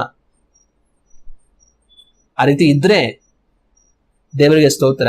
ಆ ರೀತಿ ಇಲ್ಲ ಅಂದ್ರೆ ಅಂತವರಾಗಿರುವ ನಾವೇ ಭೋಗಗಳಲ್ಲಿ ಮುಳುಗಿ ಹೋಗಿರುವಂತವ್ರ ಅಂತ ಅರ್ಥ. ನಮ್ಮ ಅಂತ್ಯ ಸ್ಥಿತಿ ಹೀನವಾಗಿ ಮಾರ್ಪಟ್ಟು ಬಿಡುತ್ತೆ. ಅದರಿಂದ ನಮ್ಮನ್ನು ನಾವು ಎಚ್ಚರಿಸಿಕೊಳ್ಳಬೇಕಾಗಿರೋದು ಬಹಳ ಮುಖ್ಯ. ದೇವರ ವಾಕ್ಯವನ್ನ ನಾವು ಓದಿ ನೋಡುವಾಗ ಧರ್ಮೋಪದೇಶ ಕಾಂಡ ಪುಸ್ತಕ 6ನೇ ಅಧ್ಯಾಯ ವಾಕ್ಯಗಳು 10ರಿಂದ 12ರವರೆಗೆ ನಾವು ಓದಿ ನೋಡಿದರೆ ಆ ವಾಕ್ಯಗಳು ಈ ರೀತಿಯಾಗಿದೆ. ನಿಮ್ಮ ದೇವರಾದ ಯೆಹೋವನು ನಿಮ್ಮ ಪಿತೃಗಳಾದ ಅಬ್ರಹಾಂ, ಇಸಾಕ್, ಯಾಕೋಬರಿಗೆ ಪ್ರಮಾಣ ಮಾಡಿಕೊಟ್ಟ ದೇಶದಲ್ಲಿ ನಿಮ್ಮನ್ನು ಸೇರಿಸಿದಾಗ ನೀವು ಕಟ್ಟದ ಒಳ್ಳೆಯ ದೊಡ್ಡ ಪಟ್ಟಣಗಳನ್ನು, ನೀವು ಕೂಡಿಸದ ಉತ್ತಮ ವಸ್ತುಗಳಿಂದ ತುಂಬಿದ ಮನೆಗಳನ್ನು, ನೀವು ಅಗಿಯದ ನೀರ ಗುಂಡಿಗಳನ್ನು, ನೀವು ಬೆಳೆಸದ ದ್ರಾಕ್ಷಿ ತೋಟಗಳನ್ನು, ಎಣ್ಣೆ ಮರಗಳನ್ನು ಅನುಭವಿಸುತ್ತಾ ತೃಪ್ತರಾಗಿರುವಾಗ ಐಗುಪ್ತ ದೇಶದಲ್ಲಿ ದಾಸರಾಗಿದ್ದ ನಿಮ್ಮನ್ನು ಬಿಡುಗಡೆ ಮಾಡಿದ ಯೆಹೋವನನ್ನ ಮರೆಯಬಾರದು. ನೋಡಿರಿ, ಇಲ್ಲಿ ಮೋಶೆ ಕಡೆಯದಾಗಿ ಇಸ್ರಾಯೇಲ್ ಜನಗಳಿಗೆ ಉಪನ್ಯಾಸವನ್ನು ಮಾಡುವಾಗ, ಅವರಿಗೆ ಬೋಧನೆ ಮಾಡುವಾಗ ಕೆಲವೊಂದು ಮಾತುಗಳನ್ನ ಹೇಳ್ತಾರೆ. ಏನಂದ್ರೆ, ದೇವರು ನಿಮ್ಮ ಪಿತೃಗಳಿಗೆ ವಾಗ್ದಾನ ಮಾಡಿದ ಹಾಗೆ ನಿಮ್ಮನ್ನು ಒಳ್ಳೆಯ ದೇಶಕ್ಕೆ ಸೇರಿಸುತ್ತಾರೆ. ಆ ದೇಶದಲ್ಲಿ ನೀವು ಕಟ್ಟದಿರುವಂತ ದೊಡ್ಡ ದೊಡ್ಡ ಪಟ್ಟಣಗಳಲ್ಲಿ ನೀವು ವಾಸ ಮಾಡ್ತೀರಾ. ಮನೆಯೆಲ್ಲ ಆಸ್ತಿ ಐಶ್ವರ್ಯ ಚಿನ್ನಾಭರಣ ಎಲ್ಲ ವಸತಿ ತುಂಬಿರುವಂತ ಮನೆಗಳು, ನೀವು ಕಟ್ಟದಿರುವಂತ ಮನೆಗಳಲ್ಲಿ ಹೋಗಿ ನಿಮ್ಮನೆ ಅಂತ ಹೇಳಿ ನೀವು ವಾಸ ಮಾಡಿ ಅದನ್ನೆಲ್ಲ ನಿಮ್ಮದಂತ ನೀವು ಅನುಭವಿಸ್ತೀರಾ. ನೀವು ತೋಡದಿರುವಂತ ಬಾವಿಗಳನ್ನ ನಿಮ್ಮದಂತ ತೆಗೆದುಕೊಂಡು ಅದರ ನೀರು ತೆಗೆದು ನೀವು ಕುಡಿತೀರಾ. ನೀವು ನಾಟದಿರುವಂತ ದ್ರಾಕ್ಷಿ ತೋಟಗಳು, ಅವುಗಳಲ್ಲಿ ಹೋಗಿ ಈ ಹಣ್ಣುಗಳು ನಮ್ಮದಂತ ಹೇಳಿ ತಿಂದು ನೀವು ಸಂತೋಷ ಪಡ್ತೀರಾ. ನೀವು ನಡೆದಿರುವಂತ ಮರಗಳು, ಎಣ್ಣೆಯ ಮರಗಳು, ಅದರಿಂದ ಎಣ್ಣೆಯನ್ನು ತೆಗೆದು ಇದು ನಮ್ಮದಂತ ಹೇಳಿ ನೀವು ಉಪಯೋಗಿಸ್ತೀರಾ. ಈ ರೀತಿ ನೀವು ಮಾಡದಿರುವಂತ ಎಲ್ಲವೂ ನಿಮಗ ಉಚಿತವಾಗಿ ಕೊಡಲ್ಪಡುತ್ತೆ. ಆದ್ರೆ ಇದೆಲ್ಲ ನಿಮ್ಮ ಕೈಗೆ ಬರುವಾಗ ಐಗುಪ್ತ ದೇಶದಲ್ಲಿ ನೀವು ಪಡ್ತಾ ಇದ್ದಂತ ಕಷ್ಟ, ಅದನ್ನ ನೋಡಿ ದೇವರು ಕನಿಕರಿಸಿ ನಿಮ್ಮನ್ನ ಬಿಡಿಸಿದ್ದನ್ನ ನೀವು ಮರೆಯಬಾರದು. ಇವತ್ತು ಆ ಸ್ಥಾನಕ್ಕೆ ನೀವು ಬರ್ತೀರಾ ಅಂದ್ರೆ ಪೂರ್ವದಲ್ಲಿ ದೇವರು ನಿಮಗೆ ತೋರಿಸಿದಂತ ಕರುಣೆಯನ್ನ ನೀವು ಮರೆತು ಬಿಡಬಾರದು ಅಂತ ಮೋಶೆ ಅವರಿಗೆ ಬುದ್ಧಿ ಹೇಳ್ತಾರೆ. ಇಲ್ಲಿ ಮಾತ್ರ ಅಲ್ದಿರ ಧರ್ಮೋಪದೇಶ ಕಾಂಡ 8ನೇ ಅಧ್ಯಾಯದಲ್ಲೂ ಸಹ ಅದೇ ಮಾತುಗಳನ್ನ ಹೇಳ್ತಾರೆ. ಧರ್ಮೋಪದೇಶ ಕಾಂಡ ಪುಸ್ತಕ 8ನೇ ಅಧ್ಯಾಯ 7ನೇ ವಾಕ್ಯದಿಂದ ಓದಿ ನೋಡುವಾಗ ಈ ವಾಕ್ಯಗಳು ಈ ರೀತಿಯಾಗಿದೆ. ನಿಮ್ಮ ದೇವರಾದ ಯೆಹೋವನು ಉತ್ತಮ ದೇಶಕ್ಕೆ ನಿಮ್ಮನ್ನು ಸೇರಿಸುತ್ತಾನೆ. ಆ ದೇಶದ ಹಳ್ಳಗಳಲ್ಲಿ ನೀರು ಯಾವಾಗಲೂ ಹರಿಯುತ್ತದೆ ಮತ್ತು ತಗ್ಗುಗಳಲ್ಲಾಗಲಿ ಗುಡ್ಡಗಳಲ್ಲಾಗಲಿ ಎಲ್ಲಾ ಕಡೆಯೂ ಬಾವಿಗಳಲ್ಲಿಯೂ ಬುಗ್ಗೆಗಳಿಂದಲೂ ನೀರು ಉಕ್ಕುತ್ತದೆ. ಆ ದೇಶದಲ್ಲಿ ಗೋಧಿ, ಜವೆಗೋಧಿ, ದ್ರಾಕ್ಷೆ, ಅಂಜೂರ, ದಾಳಿಂಬ ಇವುಗಳನ್ನು ಬೆಳೆಯುತ್ತವೆ. ಎಣ್ಣೆ ಮರಗಳು, ಜೇನು ಸಿಕ್ಕುತ್ತವೆ. ಅಲ್ಲಿ ನೀವು ದುರ್ಭಿಕ್ಷವನ್ನು ಕಾಣದೆ ಸಮೃದ್ಧಿಯಾಗಿ ಉಂಡು ಯಾವ ಕೊರತೆ ಇಲ್ಲದೆ ಇರುವಿರಿ. ಆ ದೇಶದಲ್ಲಿ ಕಬ್ಬಿಣದ ಕಲ್ಲು ಸಿಗುತ್ತದೆ. ಅಲ್ಲಿಯ ಬೆಟ್ಟಗಳಲ್ಲಿ ತಾಮ್ರದ ಗಣಿಗಳುಂಟು. ನೀವು ಹೊಟ್ಟೆ ತುಂಬಾ ಉಂಡು ಸುಖದಿಂದಿರುವಾಗ ನಿಮ್ಮ ದೇವರಾದ ಯೆಹೋವನು ನಿಮಗೆ ಉತ್ತಮ ದೇಶವನ್ನು ಕೊಟ್ಟದ್ದಕ್ಕಾಗಿ ಆತನನ್ನ ಸ್ತುತಿಸಬೇಕು. ನಾನು ಈಗ ನಿಮಗೆ ಬೋಧಿಸುವ ನಿಮ್ಮ ದೇವರಾದ ಯೆಹೋವನ ಆಜ್ಞಾ ವಿಧಿ ನಿರ್ಣಯಗಳನ್ನು ಕೈಗೊಳ್ಳದವರು ಆತನನ್ನು ಮರೆಯುವವರು ಆಗಬೇಡಿರಿ. ನೋಡಿರಿ, ನೀವು ಹೊಟ್ಟೆ ತುಂಬಾ ಉಂಡು ಸುಖವಾಗಿದ್ದು ಒಳ್ಳೆ ಮನೆಗಳನ್ನು ಕಟ್ಟಿಸಿಕೊಂಡು ಅವುಗಳಲ್ಲಿ ವಾಸವಾಗಿರುವ ಕಾಲದಲ್ಲಿ ನಿಮ್ಮ ದನಗಳು, ಆಡು ಕುರಿಗಳು, ನಿಮ್ಮ ಬೆಳ್ಳಿ ಬಂಗಾರವು, ಆಸ್ತಿ ಎಲ್ಲವೂ ಹೆಚ್ಚುತ್ತಿರುವಾಗ ಒಂದು ವೇಳೆ ನೀವು ಮದಿಸಿ ನಿಮ್ಮ ದೇವರಾದ ಯೆಹೋವನನ್ನು ಮರೆತೀರಿ. ಇಲ್ಲಿ ಮೋಶೆ ಅದೇ ಮಾತುಗಳನ್ನು ಮತ್ತೆ ಹೇಳ್ತಾರೆ. ನೀವು ಹೋಗೋ ದೇಶದಲ್ಲಿ ಒಳ್ಳೆ ಮಳೆ ಬರುತ್ತೆ, ಅಲ್ಲಿ ಬುಗ್ಗೆಯಿಂದಲೂ ಬಾವಿಯಿಂದಲೂ ಬೆಟ್ಟಗಳ ಮೇಲೂ ಮಳೆ ಸುರಿಯುವುದು, ಎಲ್ಲಾ ಕಡೆ ನಮಗೆ ನೀರು ದೊರೆಯುತ್ತೆ. ಅಲ್ಲಿ ವಿಧ ವಿಧವಾದ ಧಾನ್ಯಗಳನ್ನೆಲ್ಲ ಬೆಳೀತಾರೆ. ನಿಮಗೆ ಒಳ್ಳೆ ಸಮೃದ್ಧಿ ಆಗುತ್ತೆ, ನಮಗೆ ಬರ ಅನ್ನೋದೇ ಇರೋದಿಲ್ಲ. ಅಲ್ಲಿ ಕಬ್ಬಿಣ ಸಿಗುತ್ತೆ, ತಾಮ್ರ ಸಿಗುತ್ತೆ. ಈ ರೀತಿಯಾಗಿ ನೀವು ಸುಖದಿಂದ ಆ ದೇಶದಲ್ಲಿ ವಾಸ ಮಾಡ್ತೀರಾ. ಮತ್ತೆ ಅಲ್ಲಿ ನೀವು ವಾಸ ಮಾಡ್ತಾ ಇರುವಾಗ ನೀವು ಹೊಟ್ಟೆ ತುಂಬಾ ಉಂಡು ಮನೆಗಳಲ್ಲಿ ಬದುಕ್ತಾ ನೀವು ಬೇಕಾದನ್ನೆಲ್ಲ ನೀವು ಒದ್ದುಕೊಂಡು ನಿಮಗೆ ಚಿನ್ನ, ಬೆಳ್ಳಿ, ಆಡು, ಕುರಿ ಎಲ್ಲವೂ ಅಧಿಕವಾಗ್ತಾ ನಿಮ್ಮ ಐಶ್ವರ್ಯ ಸಮೃದ್ಧಿ ಆಗ್ತಾ ಇರುವಾಗ ಒಂದು ವೇಳೆ ಮದಿಸಿ ನೀವು ದೇವರನ್ನ ಮರೆತೀರಿ, ಎಚ್ಚರಿಕೆ ಅಂತ ಮೋಶೆ ಅವರನ್ನ ಎಚ್ಚರಿಸೋದನ್ನ ನಾವು ಕಾಣ್ತೇವೆ. ಆದ್ರೆ ಇದೇ ಕೆಲಸವನ್ನು ಇಸ್ರಾಯೇಲ್ ಜನಗಳು ಮಾಡಿದ್ರು. ದೇವರ ವಾಕ್ಯವನ್ನು ನಾವು ಓದಿ ನೋಡುವಾಗ ಧರ್ಮೋಪದೇಶ ಕಾಂಡ ಪುಸ್ತಕ 32ನೇ ಅಧ್ಯಾಯ 15ನೇ ವಾಕ್ಯದಲ್ಲಿ ದೇವರು ಮೋಶೆಯ ಮುಖಾಂತರವಾಗಿ ಪ್ರವಾದನೆಯಾಗಿ ಒಂದು ಪದ್ಯವಾಗಿ ಮಾತುಗಳನ್ನ ಮುಂದೆ ಈ ಜನಗಳು ಏನ್ ಮಾಡ್ತಾರೆ ಅದನ್ನ ಬರಿ ಅಂತ ದೇವರ ಸಾಕ್ಷಿಯಾಗಿ ಬರೆಸ್ತಾರೆ. ಧರ್ಮೋಪದೇಶ ಕಾಂಡ ಪುಸ್ತಕ 32ನೇ ಅಧ್ಯಾಯ 15ನೇ ವಾಕ್ಯವನ್ನು ಓದುವಾಗ ಈ ರೀತಿಯಾಗಿದೆ: ಆದರೆ ಯೆಶುರೂನ್ ಚೆನ್ನಾಗಿ ತಿಂದು ಕೊಬ್ಬಿ ಅಗಡಾಗಿ ತನ್ನ ಸೃಷ್ಟಿಸಿದ ದೇವರನ್ನು ಬಿಟ್ಟು ತನ್ನ ಆಶ್ರಯ ದುರ್ಗವನ್ನು ತಿರಸ್ಕರಿಸಿತು. ಇಲ್ಲಿ ದೇವರು ಪ್ರವಾದನೆಯಾಗಿ ಮುಂದೆ ಆಗುವಂತಹ ಕಾರ್ಯಗಳನ್ನು ಮೊದಲೇ ಮೋಶೆಯಿಂದ ಬರೆಸ್ತಾರೆ. ಅಲ್ಲಿ ಬರೆಸುವಾಗ ದೇವರೇನ್ ಹೇಳ್ತಾರೆ ಅಂದ್ರೆ, ಯೆಶುರೂನ್ ಅಂದ್ರೆ ಇಸ್ರಾಯೇಲ್ ಜನಗಳು ಚೆನ್ನಾಗಿ ತಿಂದು ಕೊಬ್ಬಿ ಅವ್ರು ಚೆನ್ನಾಗಿ ಊದಿ ಆ ನಂತರ ತನ್ನ ಸೃಷ್ಟಿಸಿದ ದೇವರನ್ನ ಅವರು ಮರೆತು ಬಿಟ್ಟರು, ಆತನ ಆಶ್ರಯಗಿರಿಯನ್ನ ಅವರು ತಿರಸ್ಕರಿಸಿದರು. ಈ ಕೆಲಸವನ್ನು ಅವ್ರು ಮುಂದೆ ಮಾಡ್ತಾರೆ ಬರೀ ಅಂತ ದೇವರು ಬರೆಸೋದನ್ನ ನಾವು ಕಾಣ್ತೇವೆ. ಇನ್ನು ಕೀರ್ತನೆಗಳ ಪುಸ್ತಕ 78ನೇ ಅಧ್ಯಾಯ ವಾಕ್ಯಗಳು 10 ಮತ್ತು 11 ಓದಿ ನೋಡುವಾಗ ಈ ರೀತಿಯಾಗಿದೆ: ಅವರು ದೇವರ ನಿಬಂಧನೆಯನ್ನು ಪಾಲಿಸದೆ ಆತನ ಧರ್ಮಶಾಸ್ತ್ರವನ್ನು ಅನುಸರಿಸಲೊಲ್ಲದೆ ಆತನ ಕಾರ್ಯಗಳನ್ನು ಆತನು ತಮ್ಮ ಎದುರಿನಲ್ಲಿ ನಡೆಸಿದ ಅದ್ಭುತಗಳನ್ನು ಮರೆತು ಬಿಟ್ಟರು. ಇಸ್ರಾಯೇಲ್ ಜನಗಳು ದೇವರ ಧರ್ಮಶಾಸ್ತ್ರವನ್ನು ಅನುಸರಿಸದೆ ಆತನ ನಿಬಂಧನೆಗಳನ್ನ ಪಾಲಿಸದೆ ಆತನ ಕಾರ್ಯಗಳನ್ನು ಅವರು ಮಾಡಿದ ಅದ್ಭುತಗಳೆಲ್ಲವನ್ನು ಅವರು ಮರೆತು ಬಿಟ್ಟರು ಎಂಬುದಾಗಿ ವಾಕ್ಯ ಹೇಳುತ್ತೆ. ಇನ್ನು ಕೀರ್ತನೆಗಳ ಪುಸ್ತಕ 106ನೇ ಅಧ್ಯಾಯ 21 ಮತ್ತು 22ನೇ ವಾಕ್ಯವನ್ನು ಓದಿ ನೋಡುವಾಗ ಈ ವಾಕ್ಯವು ಈ ರೀತಿಯಾಗಿ ಹೇಳುತ್ತೆ: ಐಗುಪ್ತದಲ್ಲಿ ಮಹತ್ವಗಳನ್ನು, ಆಮನ ದೇಶದಲ್ಲಿ ಅದ್ಭುತಗಳನ್ನು, ಕೆಂಪು ಸಮುದ್ರದ ಬಳಿಯಲ್ಲಿ ಘೋರ ಕೃತ್ಯಗಳನ್ನು ನಡೆಸಿದ ತಮ್ಮ ರಕ್ಷಕನಾದ ದೇವರನ್ನು ಮರೆತೇ ಬಿಟ್ಟರು. ಇಲ್ಲಿ ಐಗುಪ್ತ ದೇಶದಲ್ಲಿ ದೇವರು ಮಾಡಿದ ಅದ್ಭುತಗಳನ್ನು, ಕೆಂಪು ಸಮುದ್ರದ ಬಳಿಯಲ್ಲಿ ದೇವರು ಮಾಡಿದ ಕೃತ್ಯಗಳನ್ನು, ತಮ್ಮ ರಕ್ಷಕನಾದ ದೇವರನ್ನ ಅವರು ಮರೆತೇ ಬಿಟ್ಟರು ಎಂಬುದಾಗಿ ಕೀರ್ತನೆಗಾರನು ಬರೆಯುವುದನ್ನು ನಾವು ಕಾಣ್ತೇವೆ. ಇನ್ನು ಅನೇಕ ವಾಕ್ಯಗಳನ್ನು ಓದುತ್ತಾ ಹೋದರೆ ಎಷ್ಟೋ ಕಡೆಗಳಲ್ಲಿ ಇಸ್ರಾಯೇಲ್ ಜನಗಳು ದೇವರನ್ನ ಮರೆತು ಬಿಟ್ಟರು ಎಂಬುದಾಗಿ ದೇವರ ವಾಕ್ಯದಲ್ಲಿ ನಾವು ಕಾಣ್ತೇವೆ. ಈ ದಿವಸ ನಾನು ನೀವು ಯಾವ ರೀತಿ ಇದ್ದೇವೆ? ಇಸ್ರಾಯೇಲ್ ಜನಗಳಿಗೆ ಮಾಡಿದ ರೀತಿಯಲ್ಲಿ ನಾವು ಪೂರ್ವದಲ್ಲಿ ಅನೇಕ ಕಷ್ಟ ಕಣ್ಣೀರು ಬಾಧೆಗಳಲ್ಲಿ ಇದ್ದೀವಿ. ದೇವರು ಅವುಗಳಿಂದ ಬಿಡಿಸಿ ನಮಗೆ ನೆಮ್ಮದಿಯನ್ನು ಕೊಟ್ಟಿದ್ದಾರೆ. ಆದರೆ ಅದನ್ನೆಲ್ಲ ಪಡೆದ ಇಸ್ರಾಯೇಲ್ ಜನಗಳು ದೇವರನ್ನ ಮರೆತು ಬಿಟ್ಟರು. ಇವತ್ತು ನನ್ನ ವಿಷಯ, ನಿಮ್ಮ ವಿಷಯ ಏನು? ನಾವು ದೇವರನ್ನ ಯಾವ ರೀತಿ ಹುಡುಕ್ತಾ ಇದ್ದೇವೆ? ನಮ್ಮನ್ನ ಯೋಚನೆ ಮಾಡಿ ನೋಡಬೇಕು. ದೇವರ ವಾಕ್ಯವನ್ನ ನಾವು ಓದಿ ನೋಡುವಾಗ ಲೂಕನ ಬರೆದಂತ ಸುವಾರ್ತೆ 17ನೇ ಅಧ್ಯಾಯ ವಾಕ್ಯಗಳು 26-30 ನಾವು ಓದಿ ನೋಡಿದರೆ ಈ ವಾಕ್ಯಗಳು ಈ ರೀತಿಯಾಗಿದೆ: ನೋಹನ ದಿವಸಗಳಲ್ಲಿ ನಡೆದ ಹಾಗೆಯೇ ಮನುಷ್ಯ ಕುಮಾರನ ದಿವಸಗಳಲ್ಲಿಯೂ ನಡೆಯುವುದು. ನೋಹನು ನಾವೆಯಲ್ಲಿ ಸೇರಿದ ದಿನದ ತನಕ ಜನರು ಊಟ ಮಾಡುತ್ತಿದ್ದರು, ಕುಡಿಯುತ್ತಿದ್ದರು, ಮದುವೆ ಮಾಡಿಕೊಳ್ಳುತ್ತಿದ್ದರು, ಮದುವೆ ಮಾಡಿಕೊಡುತ್ತಿದ್ದರು. ಆಗ ಜಲಪ್ರಳಯವು ಬಂದು ಎಲ್ಲರನ್ನೂ ನಾಶ ಮಾಡಿತ್ತು. ಮತ್ತೆ ಲೋಟನ ದಿವಸಗಳಲ್ಲಿ ನಡೆದ ಪ್ರಕಾರ ನಡೆಯುವುದು. ಅವರು ಊಟ ಮಾಡುತ್ತಿದ್ದರು, ಕುಡಿಯುತ್ತಿದ್ದರು, ಕೊಳ್ಳುತ್ತಿದ್ದರು, ಮಾರುತ್ತಿದ್ದರು, ನೆಡುತ್ತಿದ್ದರು, ಕಟ್ಟುತ್ತಿದ್ದರು. ಆದರೆ ಲೋಟನು ಸೋದೋಮ್ ಊರನ್ನು ಬಿಟ್ಟು ಹೋದ ದಿವಸದಲ್ಲಿ ಆಕಾಶದಿಂದ ಬೆಂಕಿ ಗಂಧಕಗಳು ಸುರಿದು ಅವರೆಲ್ಲವನ್ನೂ ನಾಶ ಮಾಡಿದವು. ಮನುಷ್ಯ ಕುಮಾರನ ಪ್ರತ್ಯಕ್ಷವಾಗುವ ದಿವಸದಲ್ಲಿ ಅದೇ ರೀತಿಯಾಗಿ ಇರುವುದು. ಇಲ್ಲಿ ನಮ್ಮ ಕರ್ತನಾದ ಯೇಸು ಕ್ರಿಸ್ತನ ಕಡೆಯ ಕಾಲಗಳು ಯಾವ ರೀತಿಯಾಗಿರುತ್ತೆ ಅಂತ ಅವ್ರು ಹೇಳ್ತಾರೆ. ಅದೇ ರೀತಿ ನೋಹನ ಕಾಲದಲ್ಲಿ, ಲೋಟನ ಕಾಲದಲ್ಲಿ ಅವರು ನಾಶವಾಗೋದಕ್ಕಿಂತ ಮುಂಚೆ ಆ ಜನಗಳು ಯಾವ ರೀತಿ ಬದುಕ್ತಾ ಇದ್ರು ಅಂತ ಅವ್ರು ಹೇಳ್ತಾರೆ. ನೋಹನ ಕಾಲದಲ್ಲಿ ಅವ್ರು ಯಾವ ರೀತಿ ಬದುಕ್ತಾ ಇದ್ರು?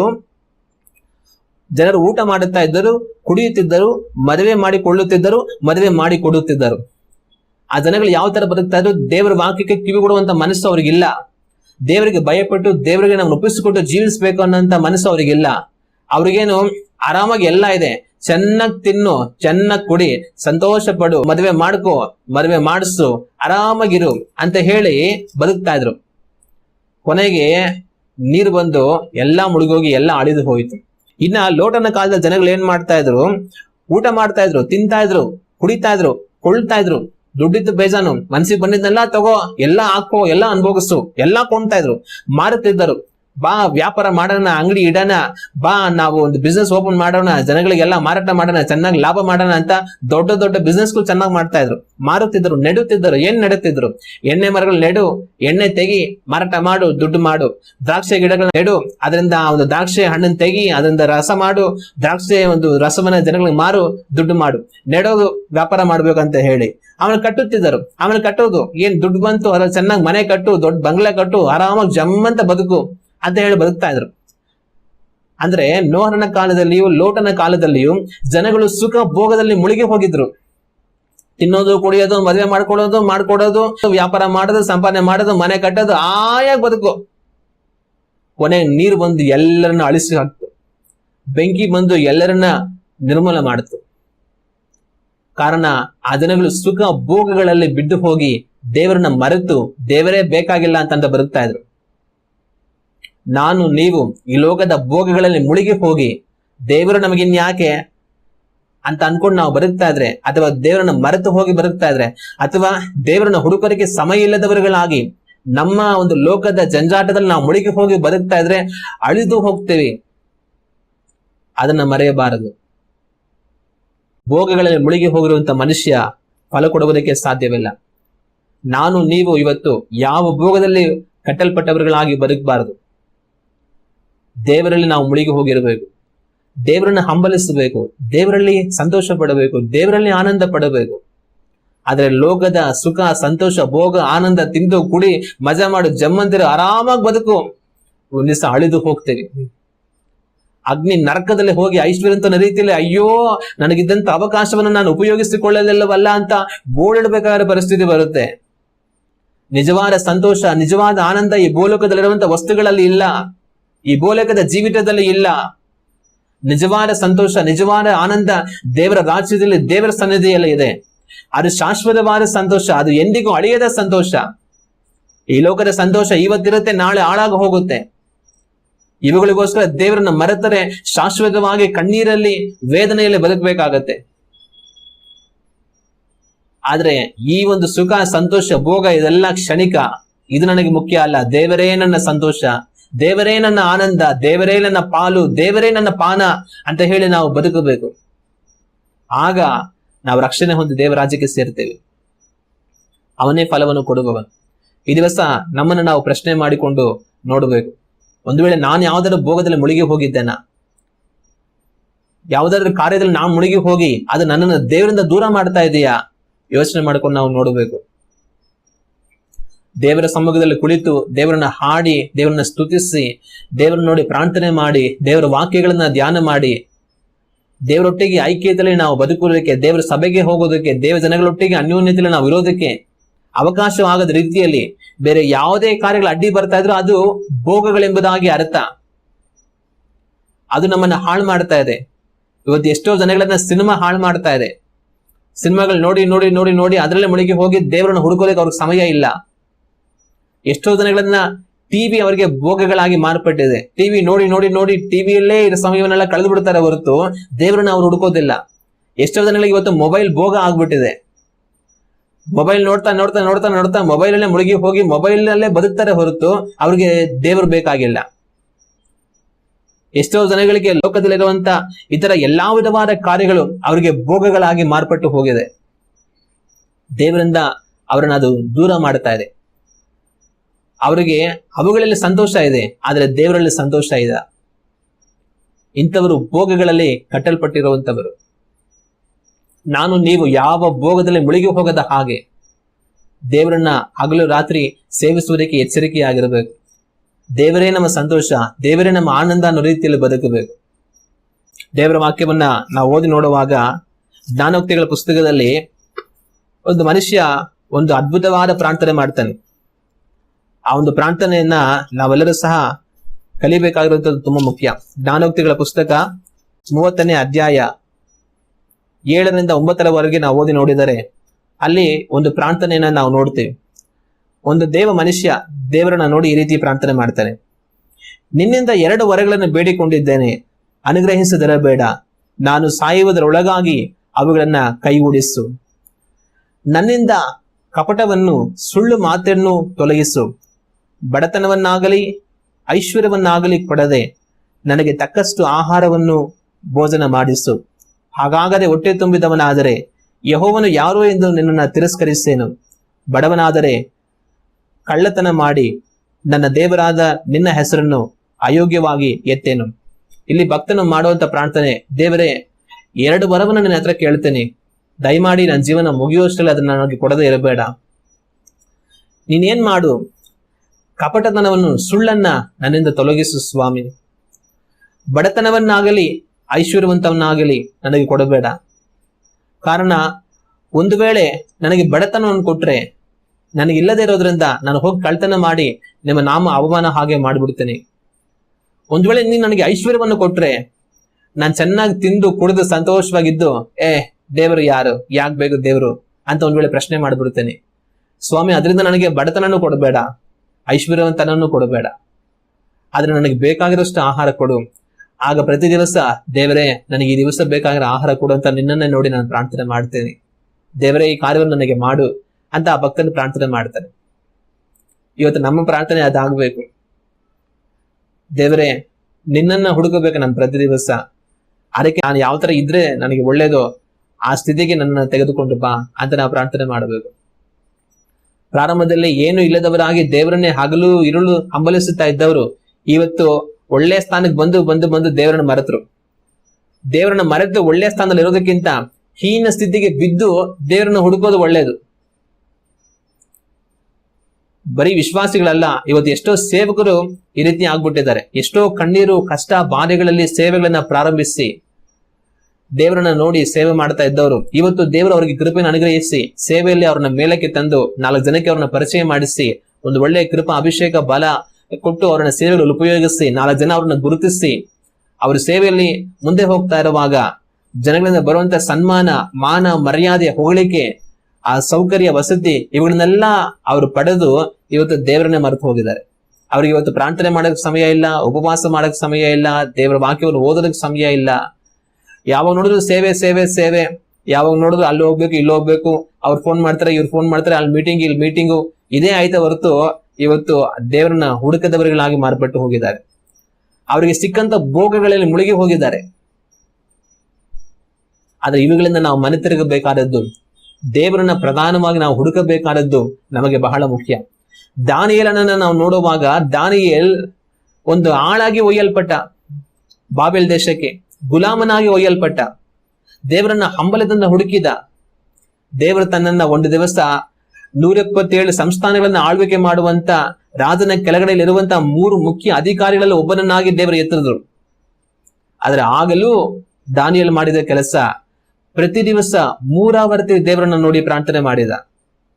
127 ಸಂಸ್ಥಾನಗಳ 3 ಅಧಿಕಾರಿಗಳಲ್ಲಿ ಒಬ್ಬನು ಮುಖ್ಯಸ್ಥನಾಗಿದ್ದರೂ ಸಹ, ಅಂತ ಉನ್ನತವಾದ ಸ್ಥಾನಕ್ಕೆ ಒಯ್ಯಲ್ಪಟ್ಟರೂ ಸಹ ಪ್ರತಿ ದಿವಸ 3 ಬಾರಿ ದೇವರನ್ನ ನೋಡಿ ಸ್ತುತಿ ಹಾಡಿ ಸ್ತೋತ್ರ ಮಾಡಿ ಪ್ರಾರ್ಥನೆ ಮಾಡೋದನ್ನ ತಾನು ಬಿಡಲಿಲ್ಲ. ಇನ್ನು ದಾನಿಯೇಲ್ ಪುಸ್ತಕವನ್ನು ನಾವು ಓದಿ ನೋಡುವಾಗ ಯೆರೆಮೀಯನ ಪ್ರವಾದನ ಗ್ರಂಥವನ್ನು ತೆಗೆದುಕೊಂಡು ಯೆರೂಸಲೇಮ್ ಇಸ್ರಾಯೇಲ್ ದೇಶ ಹಾಳು ಬಿದ್ದು ಇರಬೇಕಾದದ್ದು 70 ವರ್ಷ ಎಂಬುದಾಗಿ ತಿಳಿದುಕೊಂಡು ದೇವರನ್ನ ನೋಡಿ ಉಪವಾಸದಿಂದ ಎದ್ದು ಪ್ರಾರ್ಥನೆ ಮಾಡ್ತಾರೆ. ದೇವರೇ ನಾವು ಬಂದಿರಂತ ಅಪಮಾನವನ್ನು ನೀಗಿಸು, ನಿನ್ನ ವಾಗ್ದಾನವನ್ನು ನೆರವೇರಿಸು, ನಮ್ಮ ದೇಶಕ್ಕೆ ನಮ್ಮನ್ನು ಸೇರಿಸು ಅಂತ ದೇವರು ನೋಡಿ ಪ್ರಾರ್ಥನೆ ಮಾಡ್ತಾರೆ. ಉನ್ನತವಾದ ಅಧಿಕಾರದ ಸ್ಥಾನದಲ್ಲಿರುವಂತಹ ಮನುಷ್ಯ ಉಪವಾಸದಿಂದ ಇದ್ದು ದೇವರ ವಾಕ್ಯಗಳನ್ನು ಓದಿ ಆ ವಾಕ್ಯಗಳಂತೆ ದೇವರು ಒಪ್ಪಿಸಿಕೊಟ್ಟು, ಸ್ವಾಮಿ ನಿನ್ನ ಕೃಪಾ ವಾಗ್ದಾನಗಳನ್ನು ನೆರವೇರಿಸು, ಯೆರೂಸಲೇಮ್ ಹಾಳು ಬೀಳಬೇಕಾದ 70 ವರ್ಷ ಮುಗಿತಾ ಇದೆ, ದೇವರೇ ನಿನ್ನ ಕೃಪೆಯನ್ನು ನೆನೆಸಿಕೋ, ನಮ್ಮನ್ನ ತಿರುಗಿ ಕಟ್ಟು ಸ್ವಾಮಿ ಅಂತ ಉಪವಾಸದಿಂದ ಇದ್ದು ಪ್ರಾರ್ಥನೆ ಮಾಡ್ತಾ ಇದ್ದಾನೆ. ಯೆರೂಸಲೇಮ್ ಕಟ್ಟಲ್ಪಟ್ರೆ, ಇಸ್ರಾಯೇಲ್ ದೇಶ ಕಟ್ಟಲ್ಪಟ್ರೆ ದಾನಿಯೇಲಗೇನು? ದಾನಿಯೇಲಗೆ ಈಗಾಗಲೇ ತುಂಬಾ ವಯಸ್ಸಾಗೋಗಿದೆ, ಎಲ್ಲ ಅಧಿಕಾರ ಐಶ್ವರ್ಯ ಎಲ್ಲ ಉನ್ನತವಾದ ಸ್ಥಾನ ಎಲ್ಲವನ್ನ ಅನುಭವಿಸಿದ್ದಾನೆ. ಈಗಲೂ ತನ್ನ ಉಪವಾಸದಿಂದ ಇದ್ದು ತನ್ನ ದೇಶಕ್ಕೋಸ್ಕರ ಜನಗಳಿಗೋಸ್ಕರ ಪ್ರಾರ್ಥನೆ ಮಾಡ್ಬೇಕಾದ್ರೆ ಅಗತ್ಯ ದಾನಿಯೇಲಗೇನು? ಕಾರಣ ತನಗೆ ಬಂದಂತ ಸುಖ ಸಂತೋಷ ಭೋಗಗಳಲ್ಲಿ ದಾನಿಯೇಲ್ ಮುಳುಗಿ ಹೋಗಲಿಲ್ಲ. ದೇವರೇ ತನ್ನ ಸಂತೋಷ, ದೇವರ ಚಿತ್ತವೇ ತನಗೆ ಆಹಾರ. ಇವತ್ತು ಕಣ್ಣೀರಿನಲ್ಲಿ ಪ್ರಾರಂಭಿಸಿ ಒಂದು ಒಳ್ಳೆಯ ಸ್ಥಾನಕ್ಕೆ ದೇವರನ್ನು ತಂದ ನಂತರ ದೇವರನ್ನ ತಿರುಗಿ ನೋಡಿದ ಬದುಕುವಂತ ಜನಗಳು ಎಷ್ಟು? ಅಗ್ನಿ ನರಕಕ್ಕೆ ಹೋಗ್ಬೇಕಾಗತ್ತೆ ಭೋಗಗಳಲ್ಲಿ ಮುಳುಗಿ ಹೋಗಿರುವಂತವರು. ಆದ್ರೆ ಇಂಥ ಪಾಪಗಳಿಂದ ನಾವು ಮನೆ ತಿರುಗಬೇಕು. ಭೋಗಗಳೇ ಮುಳುಗಿ ಹೋಗಿರುವಂತಹ ಪಾಪದಿಂದ ನಾವು ಮನೆ ತಿರುಗಬೇಕು. ದೇವರಿಗೆ ನಮ್ಮನ್ನು ಒಪ್ಪಿಸಿಕೊಟ್ಟು ದೇವರನ್ನ ಹುಡುಕಿ ನಾವು ಜೀವಿಸಬೇಕಾದದ್ದು ಬಹಳ ಮುಖ್ಯ. ಈ ವಾಕ್ಯವನ್ನು ಕೇಳುವಂತ ನಾನು ನೀನು ಒಂದು ವೇಳೆ ಯಾವುದಾದ್ರೂ ಭೋಗದಲ್ಲಿ ಮುಳುಗಿ ಹೋಗಿದ್ದೇವಾ? ದೇವರನ್ನ ಹುಡುಕುವುದಕ್ಕೆ ಯಾವುದಾದ್ರೂ ಒಂದು ಕಾರ್ಯ ನಮ್ಮಲ್ಲಿ ತಡೆಯಾಗಿದೆಯಾ? ಯೋಚನೆ ಮಾಡಿ ನಾವು ನೋಡಬೇಕು. ಯಾವ ಭೋಗಗಳಲ್ಲಿ ಮುಳುಗಿ ಹೋಗದೆ ದೇವರಿಗೆ ನಮ್ಮನ್ನು ಒಪ್ಪಿಸಿಕೊಟ್ಟು ದೇವರನ್ನ ಹುಡುಕಿ ನಾವು ಜೀವಿಸಬೇಕಾದದ್ದು ನಮಗೆ ಬಹಳ ಮುಖ್ಯ. ಲೂಕನ ಬರೆದಂತ ಸುವಾರ್ತೆ 21ನೇ ಅಧ್ಯಾಯ 34ರಿಂದ 36ರವರೆಗೆ ನಾವು ಓದಿ ನೋಡುವಾಗ ಈ ವಾಕ್ಯಗಳು ಈ ರೀತಿಯಾಗಿದೆ. ನಿಮ್ಮ ವಿಷಯದಲ್ಲಿ ಜಾಗರೂಕರಾಗಿರಿ. ಅತಿ ಭೋಜನದ ಮದಡಿನಿಂದಲೂ ಅಮಲಿನಿಂದಲೂ ಪ್ರಪಂಚದ ಚಿಂತೆಗಳಿಂದಲೂ ನಿಮ್ಮ ಹೃದಯಗಳು ಭಾರವಾಗಿರಲಾಗಿ ಆ ದಿವಸವು ನಿಮ್ಮ ಮೇಲೆ ಉರುಳಿನಂತೆ ಫಕ್ಕನೆ ಬಂದೀತು. ಆ ದಿವಸವು ಭೂನಿವಾಸಿಗಳೆಲ್ಲರ ಮೇಲೆ ಬರುವುದು. ಆದ್ರೆ ಬರುವುದಕ್ಕಿರುವ ಇವೆಲ್ಲವುಗಳಿಂದ ತಪ್ಪಿಸಿಕೊಳ್ಳುವುದಕ್ಕೂ ಮನುಷ್ಯ ಕುಮಾರನ ಮುಂದೆ ನಿಂತುಕೊಳ್ಳುವುದಕ್ಕೂ ಪೂರ್ಣ ಶಕ್ತರಾಗುವಂತೆ ಎಲ್ಲಾ ಕಾಲದಲ್ಲೂ ದೇವರಿಗೆ ವಿಜ್ಞಾಪನೆ ಮಾಡಿಕೊಳ್ಳುತ್ತಾ ಎಚ್ಚರವಾಗಿರಿ ಅಂದನು. ಇಲ್ಲಿ ನಮ್ಮ ಕರ್ತನಾದ ಯೇಸು ಕ್ರಿಸ್ತನು ಹೇಳುವಂತ ಮಾತು, ನಿಮ್ಮ ವಿಷಯದಲ್ಲಿ ಜಾಗರೂಕರಾಗಿರಿ. ಅತೀ ಭೋಜನದ ಮದಡಿನಿಂದ ತಿಂದಿರುವಂತ ಒಂದು ಮತ್ತಲ್ಲಿ ಬದುಕಬೇಡಿ. ಅಮಲಿನಿಂದ ಕುಡಿದು ಅಮಲೇರಿದವರಾಗಿ ನೀವು ಪ್ರಪಂಚದ ಚಿಂತೆಗಳಿಂದ ನಿಮ್ಮ ಹೃದಯಗಳನ್ನ ಭಾರ ಮಾಡಿಕೊಂಡು ಬರ್ತಾ ಇದ್ರೆ ಆ ದಿವಸ ನಮಗೆ ಉರುಲಾಗುತ್ತೆ, ದೇವರ ಬರುವಿಕೆ ದಿವಸ ನಮಗೆ ಉರುಲಾಗುತ್ತೆ ಅಂತ ಹೇಳಿ, ಆದ್ರೆ ಅದರಿಂದ ನೀವು ತಪ್ಪಿಸಲ್ಪಡೋ ಹಾಗೆ ನೀವು ಯಾವಾಗಲೂ ಪ್ರಾರ್ಥನೆ ಮಾಡ್ತಾ ಎಚ್ಚರಿಕೆಯಾಗಿರಿ ಅಂತ ನಮ್ಮ ಕರ್ತನಾದ ಯೇಸು ಕ್ರಿಸ್ತನು ಹೇಳೋದನ್ನ ನಾವು ಕಾಣ್ತೇವೆ. ಆದ್ರಿಂದ ಈ ದಿವಸ ನಾವು ಯಾವ ರೀತಿ ಜೀವಿಸ್ತಾ ಇದ್ದೇವೆ ಅನ್ನೋದನ್ನ ನಮ್ಮನ್ನ ನಾವು ಯೋಚನೆ ಮಾಡಿ ನೋಡಬೇಕು. ಭೋಗಗಳಲ್ಲಿ ಮುಳುಗಿ ಹೋಗಿದ್ದೇವಾ? ದೇವರನ್ನ ಹುಡುಕದವರುಗಳಾಗಿ ನಾವು ಬದುಕುತ್ತಾ ಇದ್ದೇವಾ? ನಮ್ಮನ್ನ ನಾವೇ ಯೋಚನೆ ಮಾಡಿಕೊಂಡು ನೋಡೋಣ.